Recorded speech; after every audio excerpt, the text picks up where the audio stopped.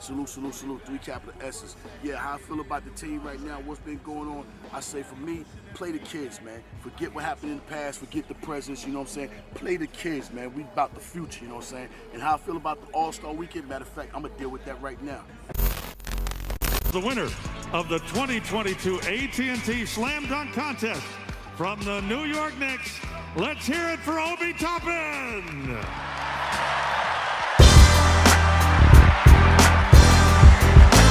I figure I spread some love and some joy amongst us, you know what I'm saying?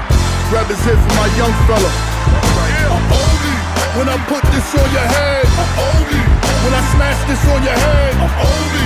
When I bang this on your head, I'm Obi. You know my name when I'm topping on your head. Last year they jerked us from the dunk test. This year I'm back, you know I'm Movex. I hold it down my own, represent the city. All my Mars underground chat stay gritty. 5 times we winners on the showcase. Never mind the Reggies, let them all hate. From New York to Cleveland, All-Star Weekend. If I don't win that trophy, I ain't leaving. 6'9", incredible with the vertical. Medical prints on the rim means I'm surgical. Posterize you with a flick cause you playing gutter. Same house like my dad when he played at the Rucker. How you wanted the alley-oop from out the roof. If I was Blake, I would've jumped over a new coupe. My shoe game by the greatest, so I stay sporting. Some OB hot toppings, so I went Jordan. That windmill from the wing, it'll make the garden buzz. Then take off with 1 bounce where Fat Joe was. The next morning, everybody saying it's my night. The great Warner Wolfie talking on my highlights. That one jersey be swerving through the back cuts. And I ain't drunk when I tell Quick to throw it up. Get out my way, you ain't seen that no look pass. The next dunk, Mike Darryl talk and break the glass. When I put this on your head, I'm Obi. When I smash this on your head, I'm Obi. When I bang this on your head, I'm Obi. You know my name when I'm topping on your head, I'm Obi. When I put this on your head, I'm Obi. When I smash this on your head, I'm Obi.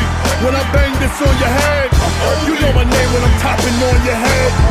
Last year they jerked us from the dunk test. This year I'm back, you know I'm Movex. I hold it down my own, represent the city. All my Mars underground chat stay gritty. 5 times we winners on the showcase. Never mind the Reggies, let them all hate. From New York to Cleveland, All-Star Weekend. If I don't win that trophy, I ain't leaving. Y'all know what time it is, it's your boy J Boogie. I don't play no games with this, I support our team to the fullest, you know what I'm saying? But I only got one thing to say, play the young kids, that's it. Y'all know where our future is at, the future is with them. Not in the past, not in the present, the future, let's go. When I bang this on your head, I'm Obi. You know my name when I'm topping on your head, I'm Obi.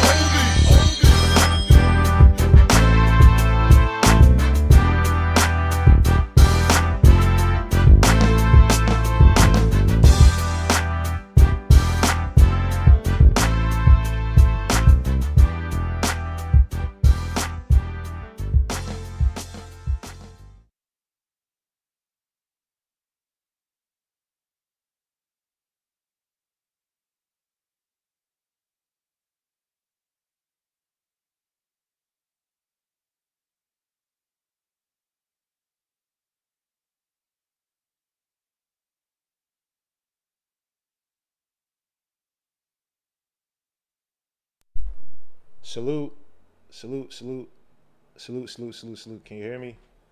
Hopefully my computer is acting right. Looks like my mic was off. Let me know if I am on or off in the... Salute to Jerry McIver, Emmanuel Koloko, MH. Salute to Gentrified Intellect. Let me know if you guys cannot hear me. Yo, yo, yo, yo, yo. Yo, excuse me. Hello, hello. Let me make sure the voice mute is actually good. People said that my voice was low last time. Yo, yo, yo, yo. Let me see. Yo, yo. Said good to go. All right. Yo, TL, my guy, man. Salute to my brother TL. You wildin' on Twitter, bro. Yo, my dude TL, man. That's my brother, man. Yo, TL. TL, what are you doing at 6:30 today? We need somebody to come and play ball with us. 6:30 today. TL, send me a message on IG. Send me a message on IG just to remind me. So I'm thirst trapping. Yo, TL's a savage. That's my guy, man. That's my old spirit animal, man. That guy's a psycho. TL, please hit me up if you're trying to play ball today at 6:30 because we need a few people. So all right, hit me on IG. Just remember to message me on IG so I don't forget. Yeah, but we're here, man. We're here today to talk about some draft stuff. Talk about Kyrie Irving. Talk about rumors regarding Jaden Ivey. Talk about a little bit of Mark Williams versus Jalen Duren versus Christian Koloko. You know what I'm saying? First and foremost, let me just say something. Rest in peace to Caleb Swanigan, former player of the Portland Trailblazers. He's passed away today at the extremely young age of 25.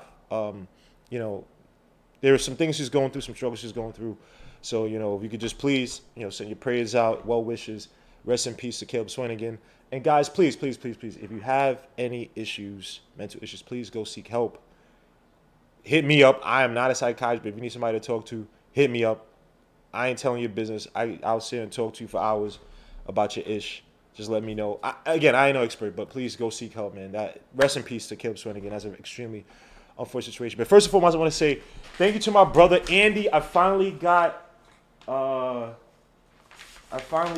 my Miles McBride poster framed up. Now I gotta get it hung up, and I'm an idiot because I don't know how to open this thing. But anyway, can I open it from here? Do I have scissors? I don't got scissors. But Andy, I got it framed up. It should be going up in a day or two. Just got to understand how to hang it up properly on the wall. Once I do that, it's gonna be beautiful. You know what I'm saying, man? Salute to my brother Andy. Thank you so much for sending those posters. What else? So let's get started. I'm Obi. Salute to my brother Jay Boogie in the building. Got so many things to talk about. And here's the thing. Next season doing a draft. Probably not gonna do any more scouting videos. Probably gonna do top 10. I'm still gonna be scouting players, but I'm probably gonna do top 5 lists and blah blah just to get more content out there, man. Just I don't have the team like that to help me do that type of stuff. So it is what it is. But we'll definitely put out more content. I said that last season, and this year my work just got in the way. But I'm trying to do another show tonight as well too. So please stay tuned for that. If I could put it together, I definitely will. But let's talk about a few things, man. So first and foremost, Kyrie Irving is at an impasse with the with the New Jersey Nets. Hold on, let me just move my image slideshow. Oh, crap. Why did we put Jaden Ivey first? I went Kyrie, man. All right, Kyrie Irving at an impasse. According to Shams, Kyrie and the Nets are in a negotiating stalemate. Nets GM Sean Marks was non-committal during his postseason press conference on giving Kyrie Irving the max. Kyrie Irving does have an option for $36.9 million. But it seems, and I have to give it to Alan Hahn, to Alan Hahn for pointing this out. It seems as if Kyrie Irving is trying to manipulate the media, talking about there are teams out there that would give him the money. And it seems that Alan Hahn was saying that no one from the net side is saying, "Hey, we're scared. We have to give you this contract."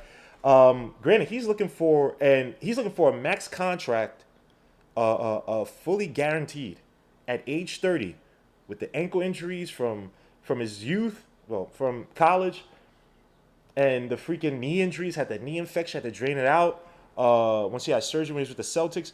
I mean, Kyrie Irving, are you giving him that type of money? Now, granted, Kyrie Irving, again, I think is the most talented player.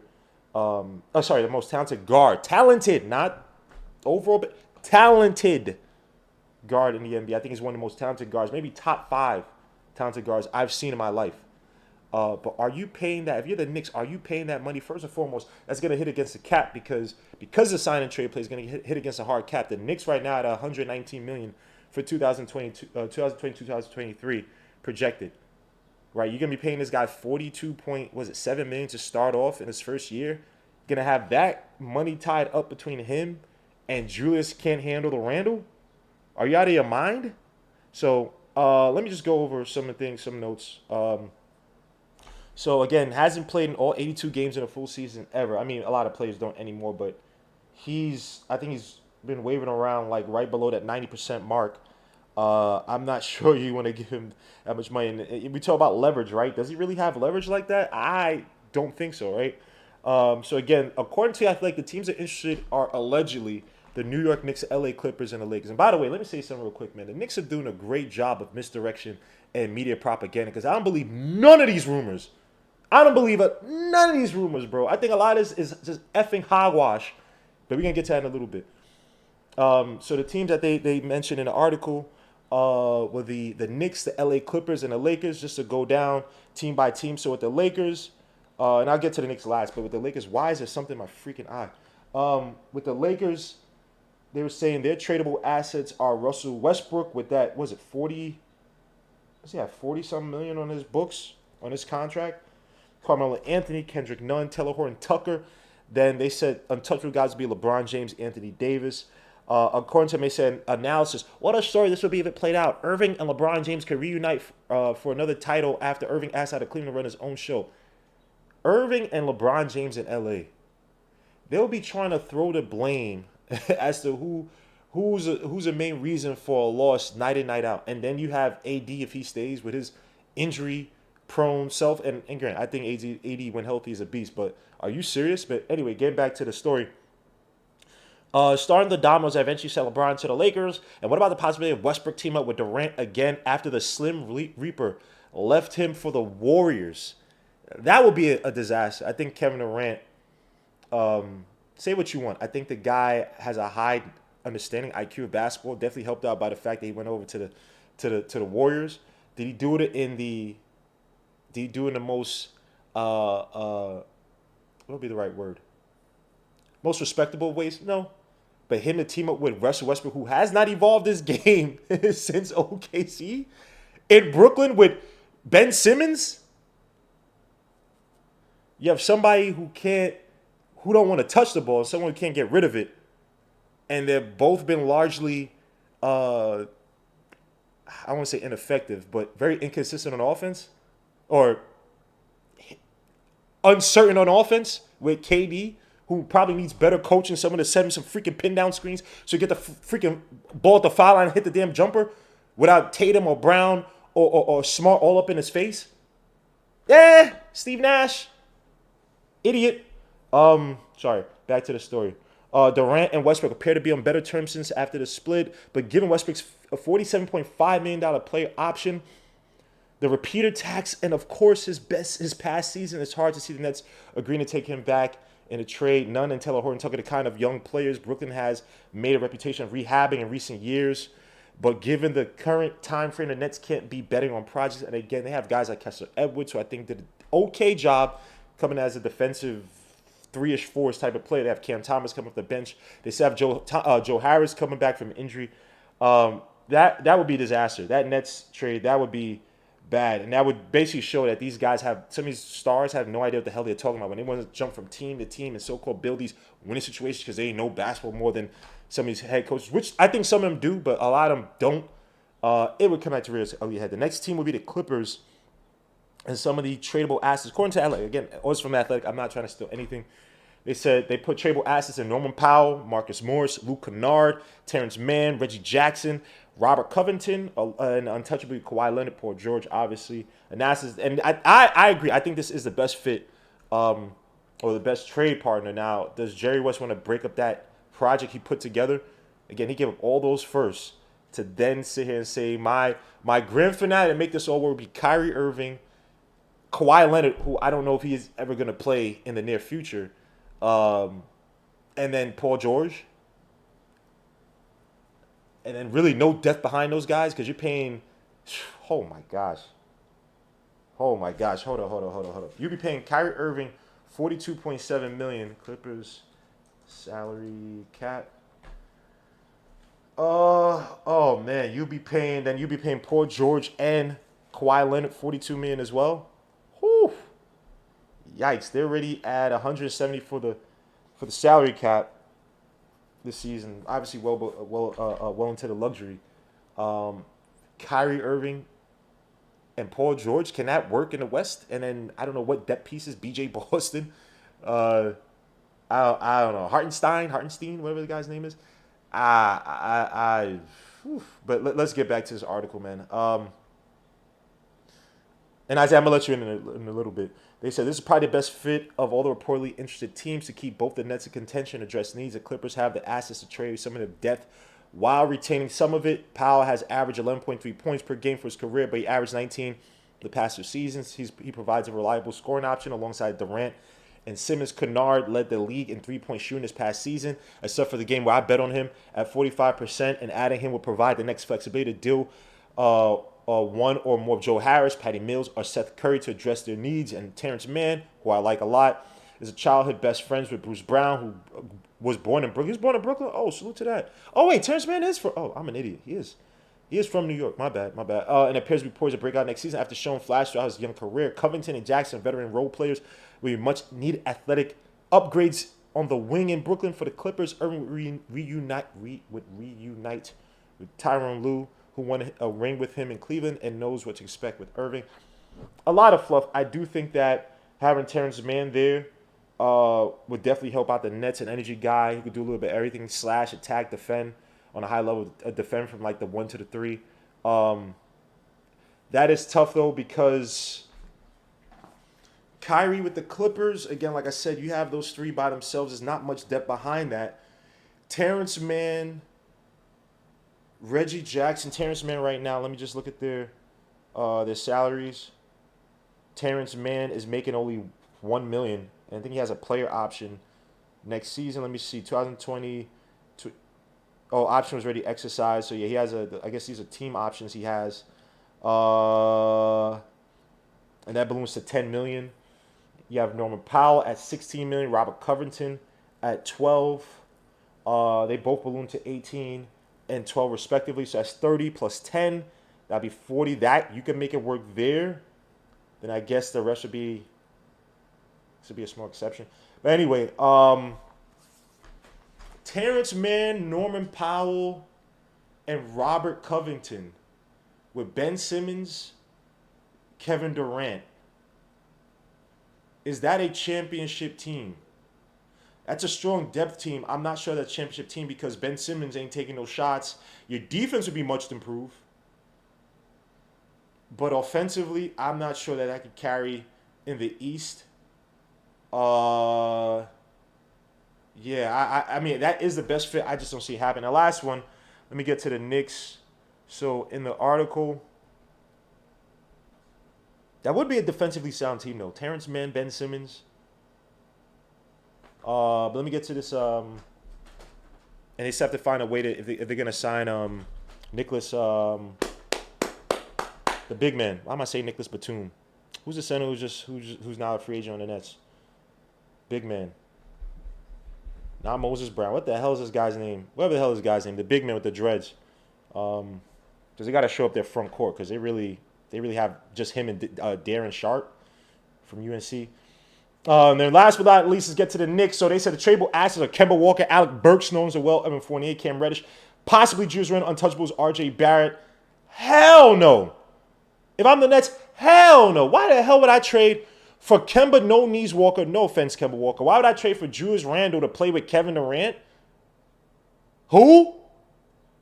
And then Evan Fournier, who could space out the floor, but that's your prized possession. I'd rather keep freaking Joe Harris than trade for Evan Fournier. But let me get back to the article. So they can unload one of the young players. Cam Reddish makes $6 million, but then you have to decide if you want to pay him the year after. You still have to give him the touches to see if he's that type of player. A conundrum the Knicks are in. The Nets are trying to win now. They don't need question marks in their team. They could trade a number 11 pick for a future first rounder, which would remove $4.5 million from the salary. Who right now is a ready-made player that could come in and give you instant buckets alongside Kevin Durant as a number 2.5 guy, 3? Johnny Davis? I don't know about that. Jane Hardy, he's still trying to. There's still a lot of uncertainty regarding. I'm gonna say uncertainty, but still a development in terms of finding his offensive game. And I like Jane Hardy a lot, but he ain't coming in helping the Nets win first season. He ain't doing that. They could waive Walker and stretch his $9.2 million salary over 3 seasons, generating more than $6 million of additional cap space, but also leaving dead money on the books through 2025. They could make no further moves but restructure Irving's contract in a quirky way, giving him unlikely incentives which don't count against the cap to get him to the max. You think that Kyrie Irving's going to sit there and agree to incentives in his contract after he said he wants a fully guaranteed come on, dogs. That ain't happening. So the best option will be the Clippers, but you have to change the outlook of that team. I don't even think Steve Nash, no offense, I don't think he's a good enough coach to get that team back to the Eastern Conference Finals. I'm sorry, the team of the Clippers where you have Norman Powell, KD, Ben Simmons, Terrence Mann. Now, other players, maybe Luke Kennard instead of Robert Covington. You lose a little bit on defense, but you get better. You get more shooting. I don't know, mate. But salute to Alan Hahn for pointing this out. Kyrie Irving does not have the leverage right now. He can spit all that magnificent, whatever, but he don't got that. Ethan said, suit to my brother Ethan, he said Ben Simmons is still 14. But you're looking at the stats on the surface, bro. Fourth quarter, who you giving the ball to? I just saw with the Celtics. Fourth quarter, who you giving the ball to besides Kevin Durant? I like Norman Powell, but is he a 1B guy? No. Terrence Mann? Nope. Cam Thomas is still growing. I think Cam Thomas in the future at the highest could be a Ben Gordon type scoring option off the bench. A guy could give you buckets, but is he your number 2? Nah, bro. Like the Nets are stuck, and I'm here for it all. By the way, I will be at the draft Thursday. I'll start the show early. My boy Hadouken will be running the show, so please put respect on Hadouken's name. Also, go subscribe to Hadouken Sharon's No Life podcast. Please go subscribe to it. But he will be here on Thursday, manning the station while I'll be over there on the ground, trying to get some interviews, trying to talk to some people, trying to get some color from some people. But also, just showing how awful the Barclays Center is. But you know what I mean? The Nets are screwed. But let me get to my brother Isaiah because I know he's been staying here. He's been pissed. He's been waiting this whole time. And please, guys. Before I even get to Isaiah, bro. We got 58 people watching, only 22 likes. Again, I took off this whole week, even though I had to take off some time off because I had too many vacation days. I hit the damn likes, all right? That's all I ask for. I don't ask for no money, no cash apps, none of that. Just hit the freaking likes. Support the damn channel. I put some in the community tab. Hit the likes, put a comment, talk. What's wrong with you guys, man? Please, helping me out, man. Let me get to Isaiah. I'm Obi. Let me see. Does that work? That doesn't work. Hold on. All right, that does work. Let me let in Isaiah. What's going on, brother? You can hear me? Yes, sir. Hold on. Let me transition to the next page. All right, man. Let's talk about this Kyrie Irving trash, bro. This guy's acting as if he has all this leverage. Yeah, so, I mean, look, right, Gammo, look. Hello? I hear you, man. I'm just drinking some Americano. Oh, yeah, my bad, man. Nah, so look, right, we all got choices we got to do, and Kyrie made his choices. We're not gonna get into that, but they're always go into it, bro. I'm here in the morning. Yo, we got time, man. It's 11:25. So look, man, when you choose, listen. You gotta have your opinion about the vaccines. We all have, some of us clearly make our opinions, loud about it. And when you choose to do that, when you choose to, not take the vaccine, which I fully understand him, I respect him. Can you stay away from the V word? Lord Jesus, man, what you mean? I don't want to talk about I don't want to get in trouble with the V word. Say the V word. Just say the V word. Yeah. Just hello. YouTube plays games when you mention that word. Oh, the V word. Okay, man. I'm gonna say the V word. My bad. So yeah, when you choose to don't take the V word and don't take it's also don't take the jab or just, and then you also have stuff where you're taking games off based on what happened in the Capitol, and you do all these things. You have to understand the consequences. And if you're standing for social justice, it's very tricky when it comes to stuff like that. So you gotta really make your choices, and there's a consequence to everything you do. Does Kyrie Irving and sorry guys, can you hear me? Can you hear me? Okay, I took over the show, y'all. What's up, man? This mother. All right, I'm still here, guys. Because he can't. I'm trying to reset the StreamYard. The StreamYard is acting funny. I apologize for that. Hold on, I'm trying to fix my camera. Give me 2 seconds, guys. Hold on, let me see. We start the cam. Nice. All right. That's better. All right, so I could join Isaiah on the StreamYard.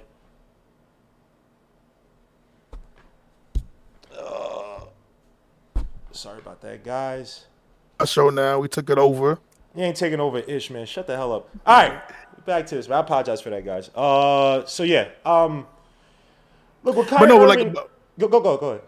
But no, like I was saying, Gilmore, I was saying that when you make choices, listen, when the team can't trust you and team feel like they can't commit it to you, I don't know any billionaire that's gonna invest his money into something where he's not gonna get his returns from. You know, he doesn't want to have a fry pan, flash pan, you know, a great 30 games. He wants at least I believe most billionaire owners want at least a good 60 games from their players, superstar players at least, a good 60 to 65 games where, you know, they're getting their investment. But, you know, you can't get your investment in a guy that isn't healthy, that will take time off, that wants to do it his way. I mean, who wants to deal with that? I mean, with Kyrie, it's he's too. Look, I salute Kyrie Irving for taking his stance. In terms of he chose his lane, right? You made your bed, now you got to lay in it. You didn't want to come to the Knicks, and that's fine, perfect.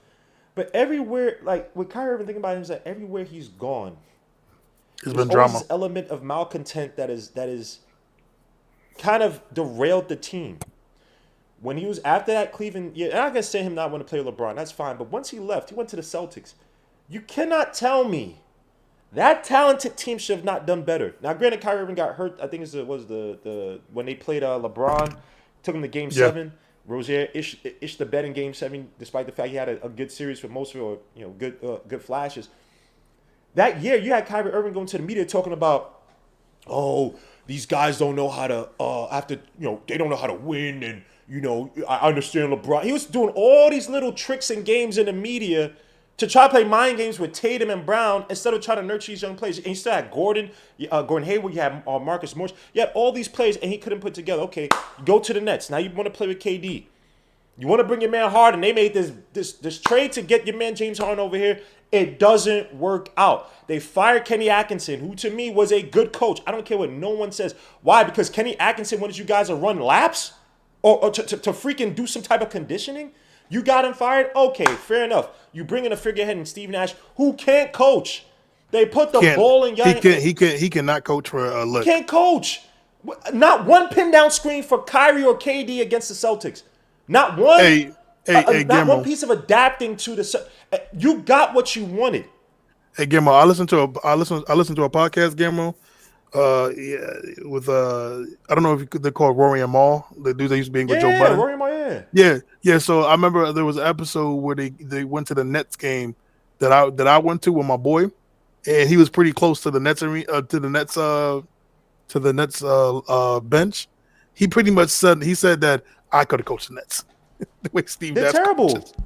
It was terrible. It's pretty bad with him, man. It's pretty bad. So to me, look, I got my reasons. I listed them. I don't have like a slide, but look, I said, look, he fell outside LeBron James' system, didn't succeed with those young guys in Boston, didn't want to come here in the first place, and we know his feelings and mood that factors into his play. He can't play above his feelings and mood. I don't think.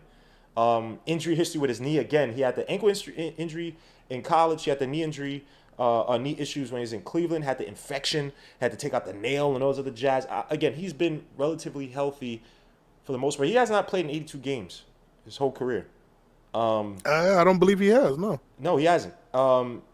Again, he had a solid coach in Atkinson who got fired for a figurehead coach in Steve Nash. And again, you're talking about devoting $42.7 million, possibly close to half your cap in Kyrie Irving and Julius Randle, and you don't have a third player? And again, hold up.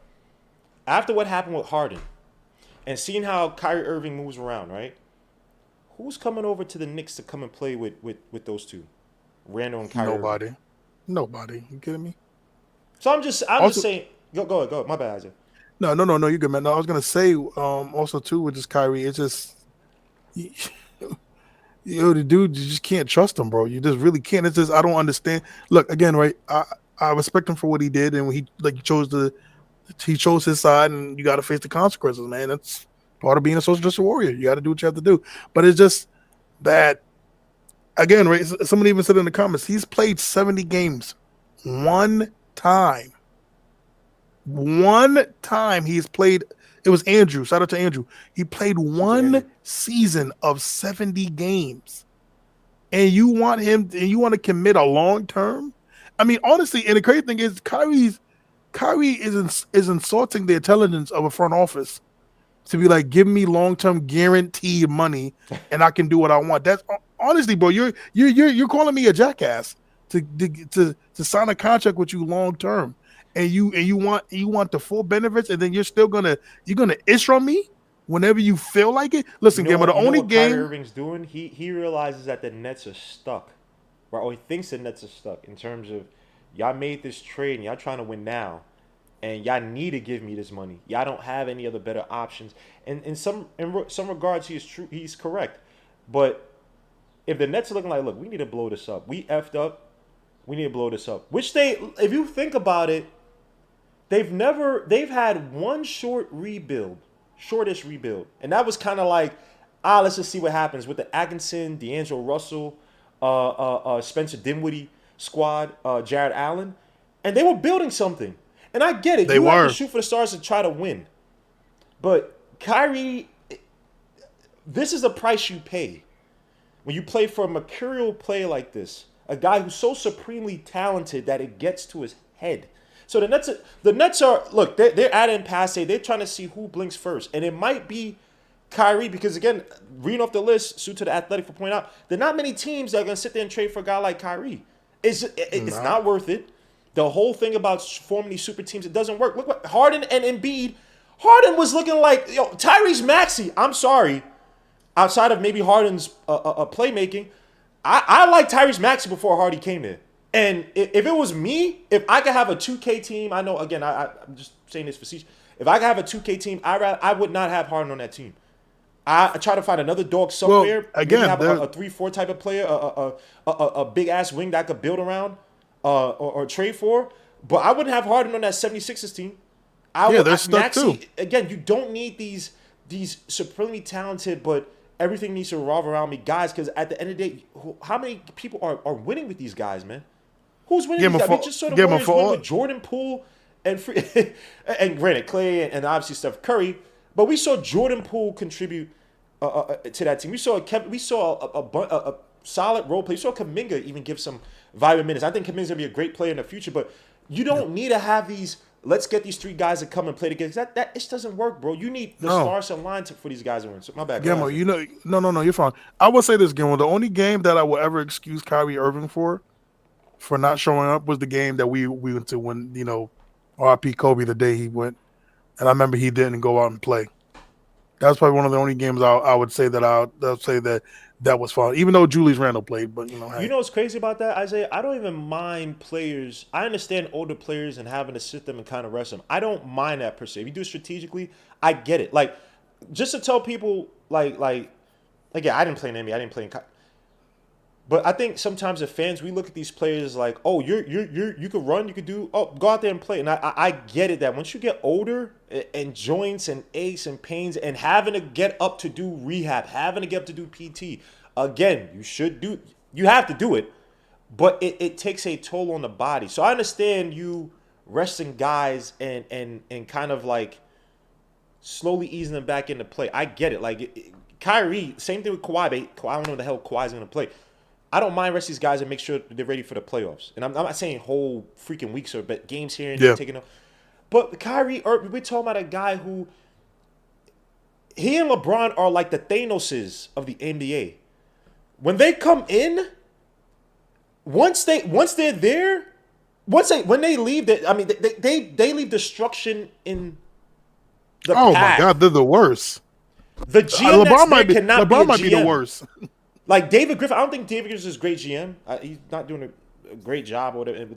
But he was like, whatever. David Griffin's complaining about. He's decent right now. He's decent. David Griffin was complaining about LeBron, but I believe him. And everybody's that's no. you have to follow the LeBron paradigm. Why do you think he left to go from the Heat where he didn't have that control over Pat Riley and Spoelstra in terms of shaping the roster and getting these guys?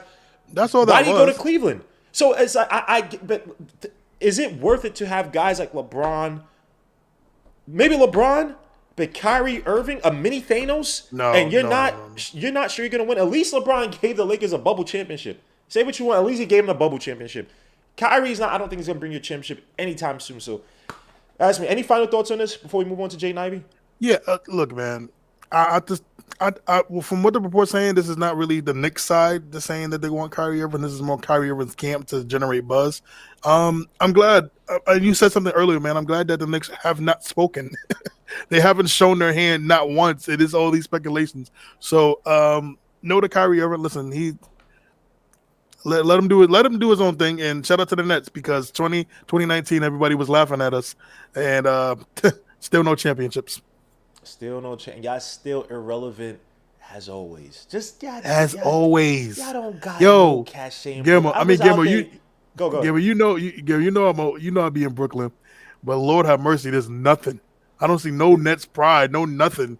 Yo, fun. I told you, Gamble, I think I told you, there was more lines to the bank at the Barclays Center.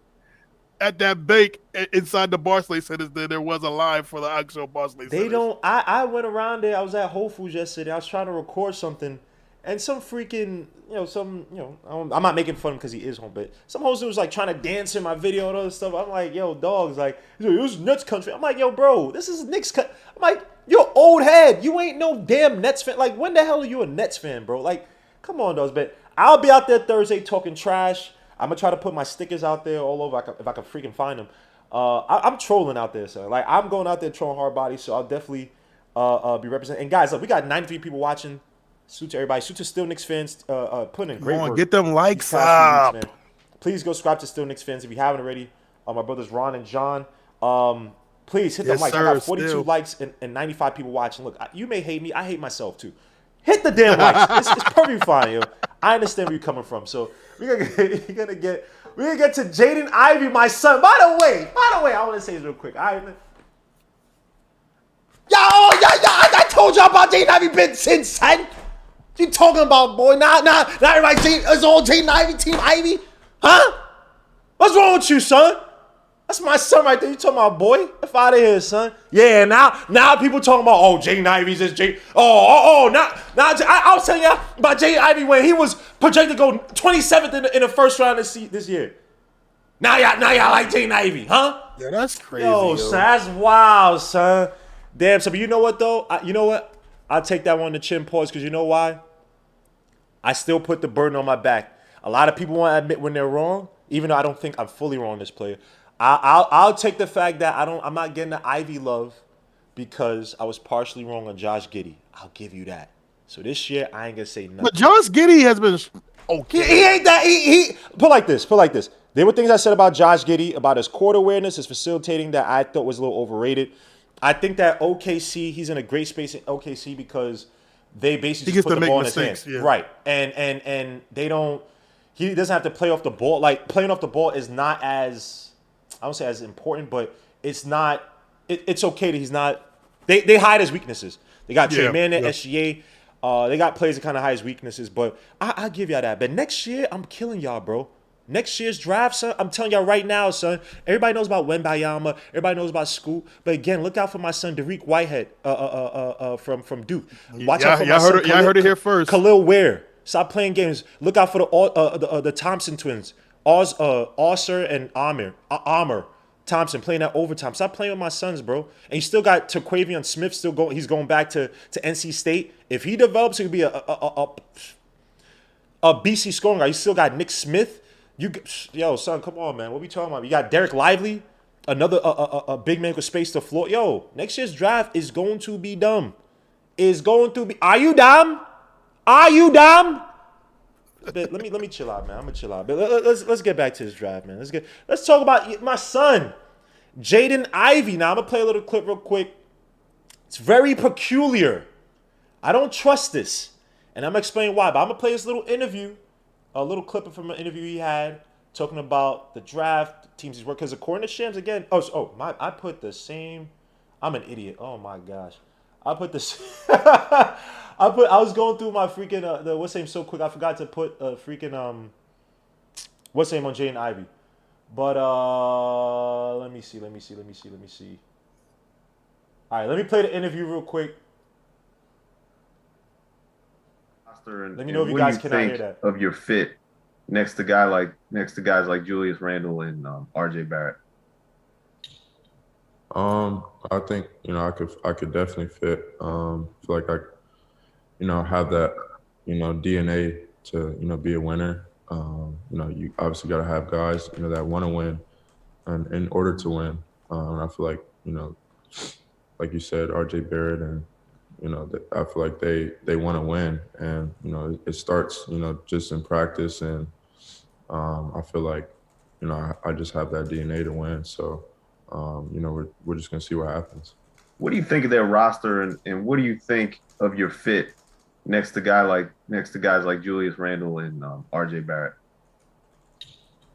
I think I could definitely fit. Feel like I have that DNA to be a winner. You obviously got to have guys that want to win, and in order to win, and I feel like like you said, RJ Barrett and I feel like they want to win, and it starts just in practice, and I feel like I just have that DNA to win. So we're just gonna see what happens.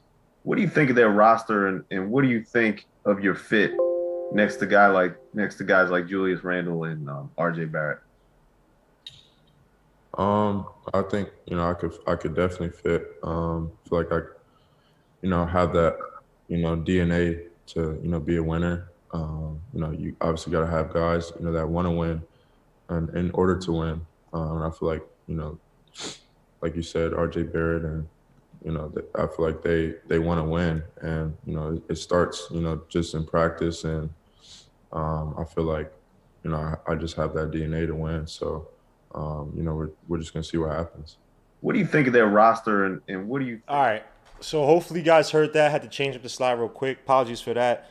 He said he's being held hostage. He said he's being held hostage. Sorry about that, guys.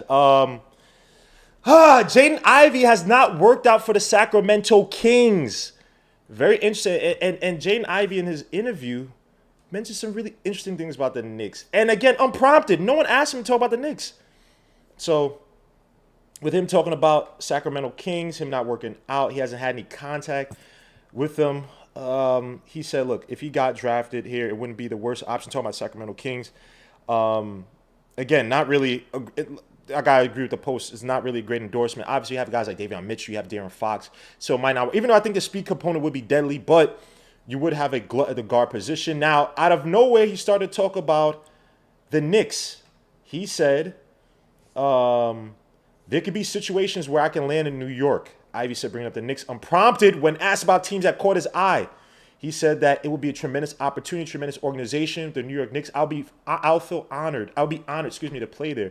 They recently made the playoffs 2 years ago. I feel I would compliment the organization and help them win if they drafted me. The Knicks pick 11th and would like me to trade up for the Kings, blah, blah, blah. Obviously, according to some guys, say he has high potential to be maybe not a superstar, but a really high-level player just because he's such an explosive, high-level athlete. He gets anywhere he wants to on the floor. His jump shot is a little shaky, but he's gotten better. He has a lot of potential defensively. He's got a quick first step. The ability to go 0 to 60 is just unbelievable, like a jet engine. His end-to-end speed is reminiscent of a young Russell Westbrook. He has an electric first step. Now, I will say this.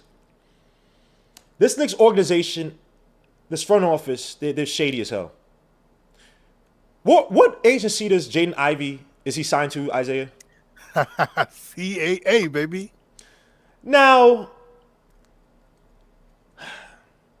to trade it for Jaden Ivey, and I got a little slide real quick that I'm going to show in 2 seconds looking at the assets, because there are about 4 teams, right? So-called including the Knicks, right? That are so-called interested in trading them for Ivey. You got the Pacers, Cleveland, the Knicks, and I'm missing, what's the other team? They said the Pistons and the Wizards at 10. The way Jaden Ivey came off, it seems as if he's doing a favor for CAA. Because now it came out today that the Knicks are talking about, there have been reports that the Knicks are making inquiries. Now we're downgrading from the Knicks are interested and they're trying to look to trade up to their inquiries, and they're just, these projections to see can they make a trade up for Jaden Ivey, blah, blah. Look, man. This front office is amazing at misdirection and BS. The odds have moved up, though. I will say this. The Vegas odds have moved, I think, from 850, was it? Or 800 to 350? Or something like that, plus 350. But the Knicks, their first pick being Jaden Ivey. I don't see that. Now, I want to get to some of the assets that the Knicks have as to if they could actually move it for an Ivy type. I don't think so. I think that Ivy, again, CAA is in full effect. I don't see Ivy coming to the Knicks. But hold on, let me get to this this asset screen. I got to go all across. Lord Jesus. Oh, crap, I didn't even have it up here. Go ahead, Isaiah, as I add this asset screen. Go ahead, man. So, Guillermo, here's my big thing, right? And I don't want to ish on Ivy. Pause. Whoa. What happened? You said, here's your big thing. I said, pause, bro. We don't need to. Oh, my God. You New York people kill me. Go ahead, man. It's a children's channel. So here's the thing, right? You know this happens every other draft, Guillermo, where a player that is already established in the league and the comparison comes next season of that other player and they don't pan out to be that player. What I mean by that is Kristaps Porzingis, Dragon Bender, John Wall, Emmanuel Mudiay. Just a few names. My biggest fear with Jaden Ivey is that he's getting a lot of comp to like Ja Morant and Russell Westbrook, and I don't want to happen what happens every other year when a player that is established that has done good so far gets compared to the next player, because they never pan out. The second player never pans out for the most part. Also, too, I mean, I think this is clearly a favor because I know you're going to talk about it, but there's to me no way the Knicks have enough assets. And even if they did, why would they want to do that? To waste all the assets on Jaden Ivey. Which, again, right? Mm-hmm. Great player. I think he's going to be a great. I don't know if he's going to be a superstar, but I just, for what you're going to have to give up to go from 11 all the way to possibly, let's say, 4 or 5. So you're either going to be dealing with the Kings or the Pistons. I mean, that's a lot, man. That is a lot. So I got into an argument. And suit to this kid. There's no, I don't know if you guys know him, Chris Perusi. I can't pronounce his last name. Chris P on Twitter. I can't pronounce his last name. He's Dominican, by the way. Dominicans have the worst last names. Yo, why'd you have to point that out? Because Dominicans, I think they just make up last. Like, bro, like my boy, suits my brother Ellie Castillo. He's the only Dominican person that has a normal, regular. Yo, Dominican people, I love y'all. Y'all last names are y'all don't, like, come on, son. Like, how do you pronounce, like, you know what I'm saying? But salute to him. But he got mad at me. Not mad at me, but he put something on Twitter. It was like, people were scared and I would trade up so many assets, so many first round picks to get Ivy if I could keep IQ and Obi. And I'm like, you really think that you wouldn't have to put IQ and Obi, 2 young players, one who might possibly fit at a quasi, I can't call him a 2, but a quasi combo guard who could masquerade maybe, who could play off the ball from De'Aaron Fox because he could shoot the ball in IQ, and then Obi Toppin will add another speed element. You telling me that you're gonna sit and tell me that the Kings won't ask for those 2 guys? That you're gonna give up all these first round picks? And again, we're a team. Because he said, oh, y'all old heads, y'all, it's PTSD. Let me say something, man. It ain't no PTSD. It's prudence to not give up a whole bunch of first-round draft picks for a guy who ain't that transformational player. And I like Ivy. I think he does transform the Knicks. Let me say he's not a generational player. If I'm giving up all those firsts to move up in the draft, I want to get an AD when he was young. I want to get a freaking LeBron. I want to get a generational player. Because, again, as much as I like IQ, let's be honest. I also said I would have, if I could, I would have probably traded IQ for Nahshon. Or if I was going to be able to draft Nahshon Highland, I don't mind letting IQ go. So, and who would argue with me that Nahshon doesn't project to look as good, at least offensive, maybe not playmaking wise or facilitating wise. But Nahshon looks that good of a player with the Denver Nuggets that you wouldn't mind moving off from IQ. And I like IQ. That's not my point. Is I don't like IQ. Ayo Dosunmu. Not say that he's going to be better than IQ overall, but he provided more value to that Chicago Bulls team on both ends of the floor than IQ did. And IQ was, I thought, improved a lot defensively this season. We're talking about a late first round pick is still trying to find his way. You tell me that you can't find that again in the draft when right after him came a player who's in the playoffs had a bigger impact than Desmond Bane. So I'm not against. Y'all already know I like IQ. I'm trying to be as objective as possible. I'm just looking at like, bro, like we can't. You have some of these young players, and I think that the Knicks are gonna have to start being. And unfortunately, you have Tom Thibodeau because if you want to showcase your players to kind of flip them to move up in drafts, Tom Thibodeau may not be the best coach because his process in developing players takes time, especially young players, right? He's not OKC, he's not the Magic. He's going to play his young players, get their stats up, and then, oh, yeah, we could trade them off. So that's how I think the Knicks are going to start having to move it. But I look at some of these assets. If you're not willing to, say, give up RJ Barrett, because if you look at this screen that I got up, I don't know if you can see Isaiah, but I put up all the assets, young assets, right? And clearly you could argue Lauri Markkanen, but he just signed a contract, so it's like, I'm not sure if he'd be that attractive. But the Knicks might arguably have the most attractive young players, if you want to say projection-wise. But then again, look at it this way. Are you trading RJ Barrett? A lot of people say no. Okay, so that's off the table. Cam Reddish, a talented player, but you have to try to find if he's that guy. And do you think the Kings are going to take that chance, especially with his contract being up for extension relatively soon? I'm not sure. Quentin Grimes, solid 3-and-D player. They need an answer at the 2. He probably fits them perfectly at that 2 spot. A guy who doesn't need to have the ball in his hands can play off of De'Aaron Fox and Sabonis. But then we're going, Gamble. We're going. If he's doing that, then you're taking Tom's favorite people away. You know what I mean? Like, I mean, again, also too is just for me. I'm sorry. Continue, man. Let's get about the assets. No. And then the next up, the guys I just mentioned, IQ and Obi Toppin, and obviously Jericho Sims has decent depth. But if you look at these picks, the Knicks have a lot of picks. The Wizards don't have a first round pick next season, nor do the Cavaliers. The Pacers do have it, and they're choosing at 6 this year. But I look at some of you're gonna have to get rid of some of these young assets, man. And if it's not RJ Barrett, it's going to have to be IQ, Grimes, Obi. You got to give the Kings something to go off of. And I get Jaden Ivey over here and have RJ play off of Jaden Ivey, give you that speed element, give you somebody that can create without needing a screen, somebody who gets you a bucket. And by the way, watch Jaden Ivey this season for Purdue. Granted, he took a lot of bad shots in some games. He was a lot of tunnel vision. But you talking about a big shot maker? He's up there. A lot of close games Purdue had, he was making the shots right before the game winner. Go watch those games. What was it, like Indiana?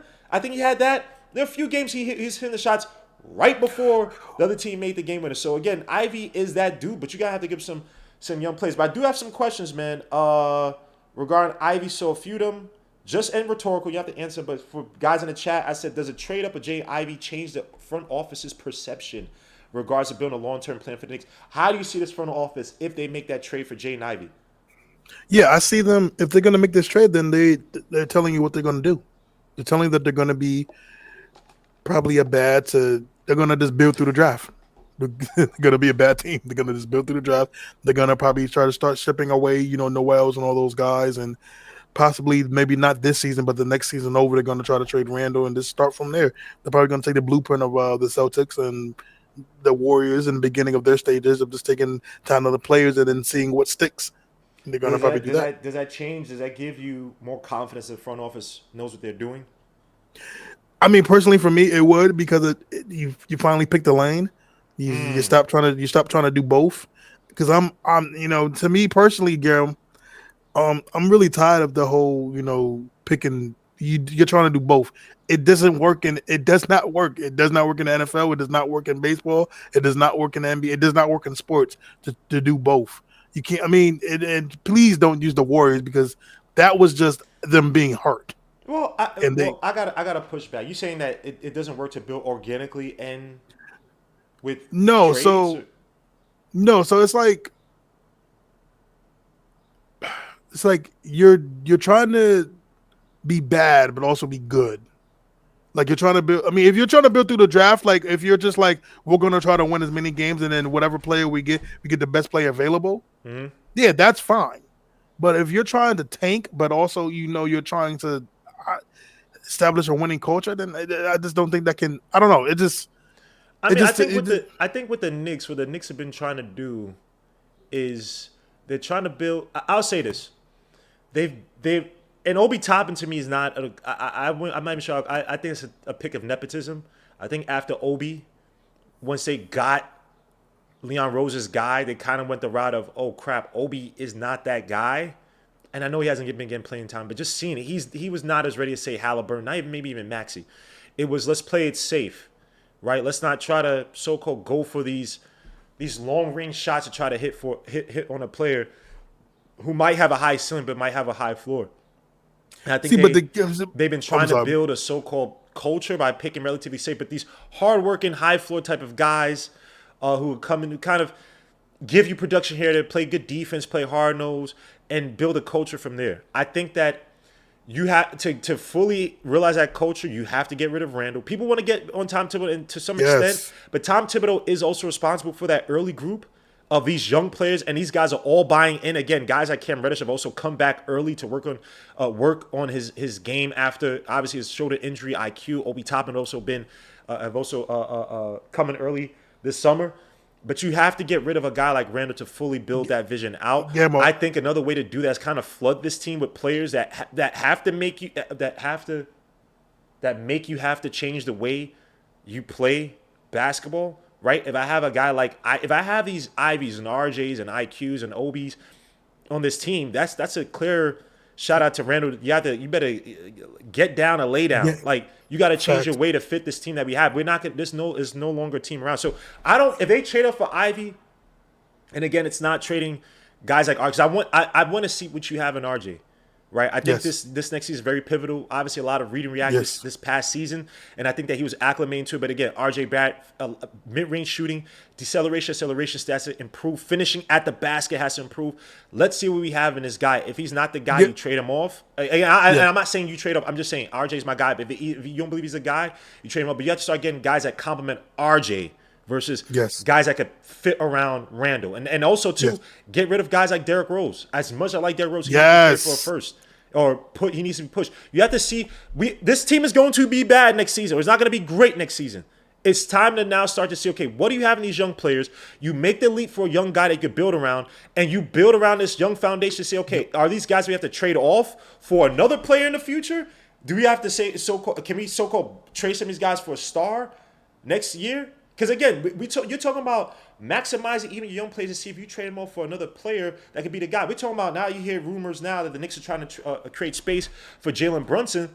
And one thing I forgot who it may have been Knicks Film School who pointed this out, and I agree with this. Jalen Brunson may not be the end all be all guy, but he might be the guy that gets you to be in a second round playoff team. Yes, and maybe you trade off Jalen Brunson for that next guy. You're slowly trying to build in increments, right? But as you build in increments, you're trying to build an identity for a team, right? Yes. So Tom Thibodeau may not be the coach here for the future. RJ may not be the player for the future, but you have to see, okay, how can I use these guys to kind of build it's like in the cartoons, you see where like they always like they try to get up to something higher and they'll use one guy to step on and the guy below him kind of steps and there's none below and they just kind of keep building from there. That's how I'm thinking of it. It's like I'm building from these young pieces and the guys I'm trading for, and I'm still building out my vision. But I'm trying to build up value in these young players. I'm trying to bring over maybe free agents who are type 2B, maybe 1B type players to get up to the 1A players. So maybe finally, maybe I'm never going to draft this guy, or maybe I do draft a Booker somewhere late in the, you know what I mean? I'm trying to slowly build these teams. So I don't mind the Knicks trading up for Ivy. It's just who you trade for. It's not going to be Randall. Yeah. Randall's not going anywhere because no one wants to trade for Randall. But you have to start asking, do you trade a guy like RJ Barrett? Now, I don't think you trade for Ivy. Next year, if RJ didn't get better, and we talk about 2023 draft, that's down the line. But go ahead. Yeah, I was going to chime in what you said because everything you said was beautiful, and that's how I feel. Go ahead. No, everything you said was beautiful. What you said, because I agree with you, man. This team, to me, honestly, Guillermo won't start winning or won't start the culture that we envision for them to have, and I believe the front office envision is until you trade Randall, because again. listen, he's a good family man, probably great good person, but he's just toxic for this team. He just can't. He's not gonna fit. And I think this team was walking on eggshells around him because this dude just flips out. I mean, this picture of him right now smiling, but then you don't know in a couple months he might be flipping laptops and everything like that. And then also too, I mean, it's true, bro. I mean, look, it's just this is how it is. And guys don't want to deal with this. It's like, bro, for them, this is their job. Nobody wants to deal with a guy working every day, and you don't know if he's gonna flip out one day, go postal, and then smile on your face, kikiing at the water fountain the next day. Man, nobody wants to deal with that, bro. The thing But that also scares me too, about Randall is how one season, because I don't think our front office is the smartest front office out there. How one season literally derailed what should have been a proper rebuild, right?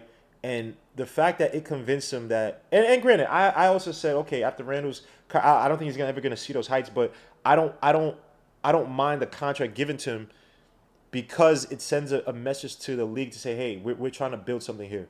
We reward our players who have a good season here, blah, blah. I understand that. But if Randall was always supposed to be on the move, obviously you could have traded him at the trade deadline, try to get as much value from him after he built up, was having that ridiculously good of a season. The thing that scares me about Randall is like how bad his numbers, right? You look at his mid-range shooting, it went from one of the best in the league for his position to one of the worst. And we're talking three-point shooting, same thing. And we're talking about a high usage player in Randall where the ball has to be in his hands for him to be effective. It has to. He's not giving anything on the defensive end. I don't care what anybody says about that season before. No. Knows well played out of his mind. Tom Thibodeau's help defense saved that team. Saved his A a lot of times. Bullock saved his A a lot of times. RJ Barrett saved him a lot of time in terms of defense.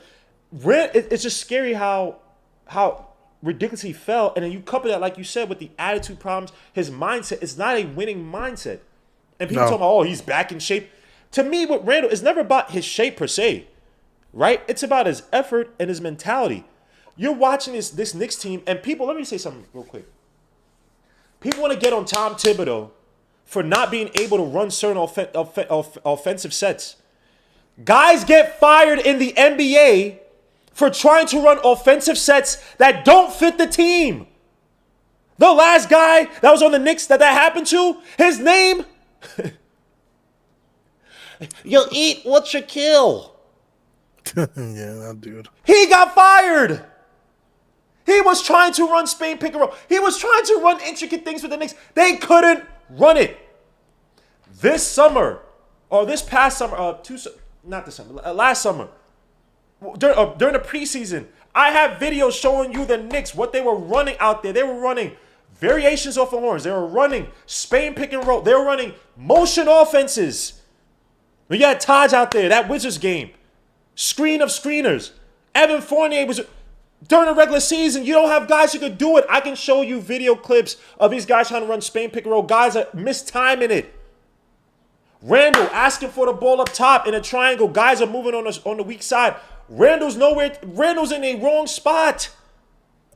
So how much more can everybody wants the Warriors offense. Let me help you out what the Warriors have. They have Hall of Fame players. The guy Draymond Green who can't score worth a lick, he's one of the smartest playmakers in the league.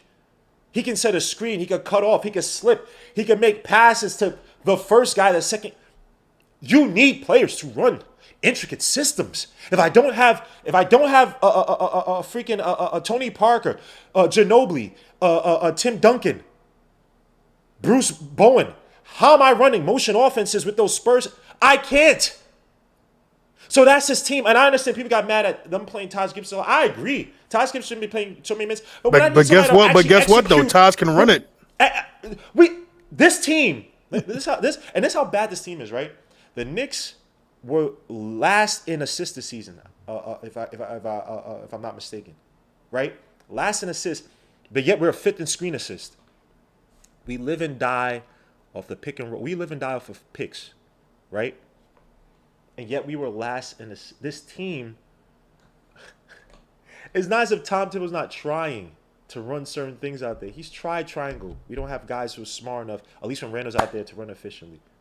No, it's hard because again, right? We don't even have a guy, Mitchell. We don't even have good screens. Mitchell Robinson can't set proper screens. Randall When he wants to play, set screens. When he doesn't, is pass me the ball and let me feel special. Taj Gibson's literally our best screener outside of, say, Jericho Sims now.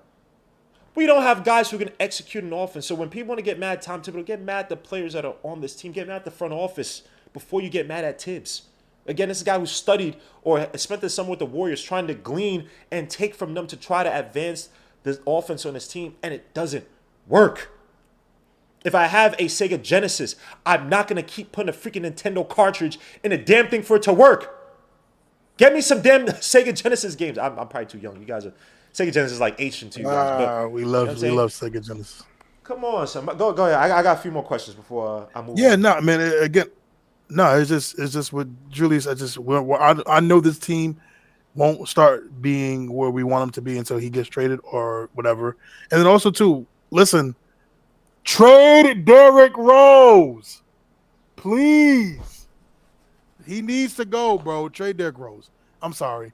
No. Just trade him. You could possibly get a late first round to a probably you could get a good decent second round pick for Derrick Rose. Trade Derrick Rose. He does not need to be on this team no more. Let me God ask bless you, him though. I'm gonna put you on the spot. Do you trade RJ Barrett for Ivy? No. I said no this season. You said no? Okay. No. Oh, we got a troll in the building.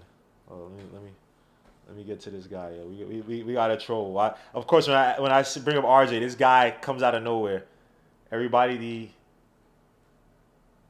infamous. I'm not a troll. Duren. Salute to everyone. What's good? Salute. Nah, I just woke up. I didn't know. Of course, you just woke up. This is disgusting. Yeah, nah, I woke up earlier. I saw the Brunson news, and then I went back to sleep. I thought I was in a dream, bro. I don't want that to happen. So let me ask you a few questions, man, on this Jaden Ivey situation. If we traded for Jaden Ivey, just from the top level, does this change your perception of the front office? Yeah, I think it gives me a direction if we trade for him, to be honest. That they're actually trying to build, like, within the core. Because with that Brogdon news, because I feel like they misinterpreted the Brogdon news because I read about Ian Begley talking about it, that they don't think he's a top option for us. Because that would get me really mad if they just trade the 11th pick instead of just staying still if they can't trade for Ivy. It just doesn't make sense to me. Brogdon. So yeah, I really want us to. They said that we offered a few firsts. I didn't even know that. Apparently, we have an offer already. I don't know if you read that because I wasn't here. I saw somebody. I think somebody put it in the Ian Begley said it. Yeah, what's the name? Posted in the Twitter chat. But Ian Begley said that the Knicks have offered multiple first-round picks so far. I think Vivac is waiting for the best offer, but again, they're in the driver's seat right now, the Kings, but they're a dumb organization. We have to try. They are very dumb. Yeah, we're gonna probably give it obviously a 2023 Mavs pick. The 11th pick. No, the 11th pick. Then you could give up the 2024 first, which I'm not sure. I'm not sure if I'm going that crazy, but 2024 again, you don't know what's going to happen. 2024. Dang, 3 first-round picks. The max first rounds I would give is 2 personally. I would rather just give up a player instead of giving up more. I got in trouble for that. I got in trouble for that too because I said because people say, "Oh, I'm not going to give up IQ and Obi." I'm like, no offense to Obi. What did you say? It was I want to hear this. And I'm just like, because the dude, he put up the Family Guy clip of, oh, you could instead of getting it was like a Peter Griffin won some contest, so it was either he gets a prize or he gets this mysterious box, right? And I'm like, okay, that's cute. That's Gim, I know. I'm not gonna say that. I know what you're talking about. Yeah, and it's corny because it's like, okay, but y'all the same ones who cry about this organization never having picked. Y'all cried about Jamal Murray, but I remember everybody crying about getting Carmelo Anthony. Oh, don't worry about that pick. And now y'all crying about we could have Jamal Murray. We also trade the picks for LaMarcus Aldridge, Jakim Noah, all these guys that y'all oh man, I wish the Knicks we never get these guys, but we had them. We traded them. Isaiah Thomas love trading first rounders. And Gordon Hayward. It's like, okay, I'm not saying that you don't leverage first rounders. I agree. Leverage it. But people want to literally trade years down the line. And we want to take the Billy King approach to building a team. Trade all your first rounders and hope for the best. And Billy King, for some reason, doesn't get any flack for being one of the worst GMs of all time because he leveraged that team in Brooklyn, that little Garnett, and Paul Pierce team, that helped build the Celtics Hold on, little Gimmo. squad they got now. So it's like, Gimmo, I'm not trying to say PTSD. I'm just saying. Gimmo, you want to go hear with something crazy, prudence. Gimmo? Go ahead, man. Think about this, Gimmo. Who has the 8th pick in the draft this year? The Pelicans. Guess what that pick was supposed to be? That's supposed to be ours? The Lakers. Yeah, And everybody thought, oh man, the Lakers are gonna be this, and this. Oh, Bro, AD, listen, AD. Yeah. but look. When did AD go to the Lakers? Like 4 years. 2019, I think. Bro, it is 2020? it is only 2022. But you know what though? I look at that pick. Look, if he won me a championship. But no, Gimmo, I'm just saying that to say that trading your future round picks and thinking that you're going to be in the championship all these years and that those picks are just going to be late first to second rounders, bro, it's not like that. And again, right? And again, we're going to talk about it off air because I look at it this way. I don't mind. Look, if you're getting it for a legit player in the draft, excuse me, a legit star, like AD is say what you want. It made sense at the time. I get it. But to sit here and make it seem like, oh, first rounders, like we're also talking about when these high school kids start entering, I'm trying to hoard players. There might be high school players that are that dude, but they need years in the G League. And you might have your next Devin, but you might have your next Jalen. You know what I mean? Like, and I'm not saying again you don't trade, but we want to trade, always play, but we want to hold on to IQ and Obi as if those guys are can't miss. Yeah. Can I say something about that too? Go ahead, because please, it's please. like, especially with IQ. I mean, I would try to keep IQ, but at the same time, I don't know why people would be mad if you're getting Ivy and you let go of IQ. Like, what is the sense in that? And I like what Darley said in the chat because he said he would give up both of them. I would give up both of them too. Easy. They're not like if you, I don't know, someone, I think Knicks 100 said, why would you trade so much for a guy you don't know what he will be? I mean, you take those gambles and you play with what you need for. Like, you need a direction. I'm definitely, like, I've seen so many Knicks fans say RJ, IQ, Obi, and Grimes or substitute Cam for that are all untouchable, and I would be happy if I get Ivy without trading any of them. Like, how does that make sense? I just don't understand it. I really don't. Well, how are you expecting to get a trade done? Hadouken and Knick fans are the same ones that didn't want to trade Frank Ntilikina for AD. I still remember that was insane to me. I still don't understand that. Knick fans, I love y'all, but let me just implore, if y'all can, right, just hang around non-Knick fans for one summer. For all the people going to the summer league this season, y'all gonna see a lot of y'all, because I seen a lot of y'all that be rah Knicks this. When y'all were around other fans of other teams, y'all were mighty quiet. When y'all said some of the dumb ish I heard y'all say, and they laughed at y'all. Like Obi is Sean Marion and Amari Sada mixed together, and y'all were quiet at the same. I'm just saying, get outside the Knicks bubble, because again, I looked at this draft. Let me ask this: do I miss much of a beat if I drafted Nashawn Highland over IQ, or if I traded IQ and got Nashawn Highland? You could close your eyes and they'd be the same player. If I wanted, do I lose a lot of value if I had Desmond Bain over IQ? Shit, I mean, oh my bad. Your value goes up. Your value goes up. Even Ayo Desamu, not to say they're the same player because they're not. In terms of value on both ends of the floor, do I miss a lot? This is what I'm saying. IQ is and I like IQ's development. I'm talking about getting Jaden mother effing Ivey and Obi Toppin. We're talking about, I don't know what's in the future.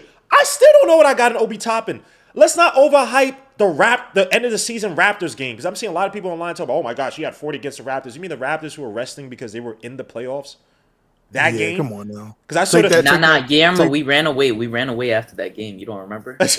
Yeah, I remember the same. I remember the same Obi Toppin when he played in that other Raptors game. He had 19 and 42 minutes, and he looked like a nothing. They made him look like little Loke, little Dunny.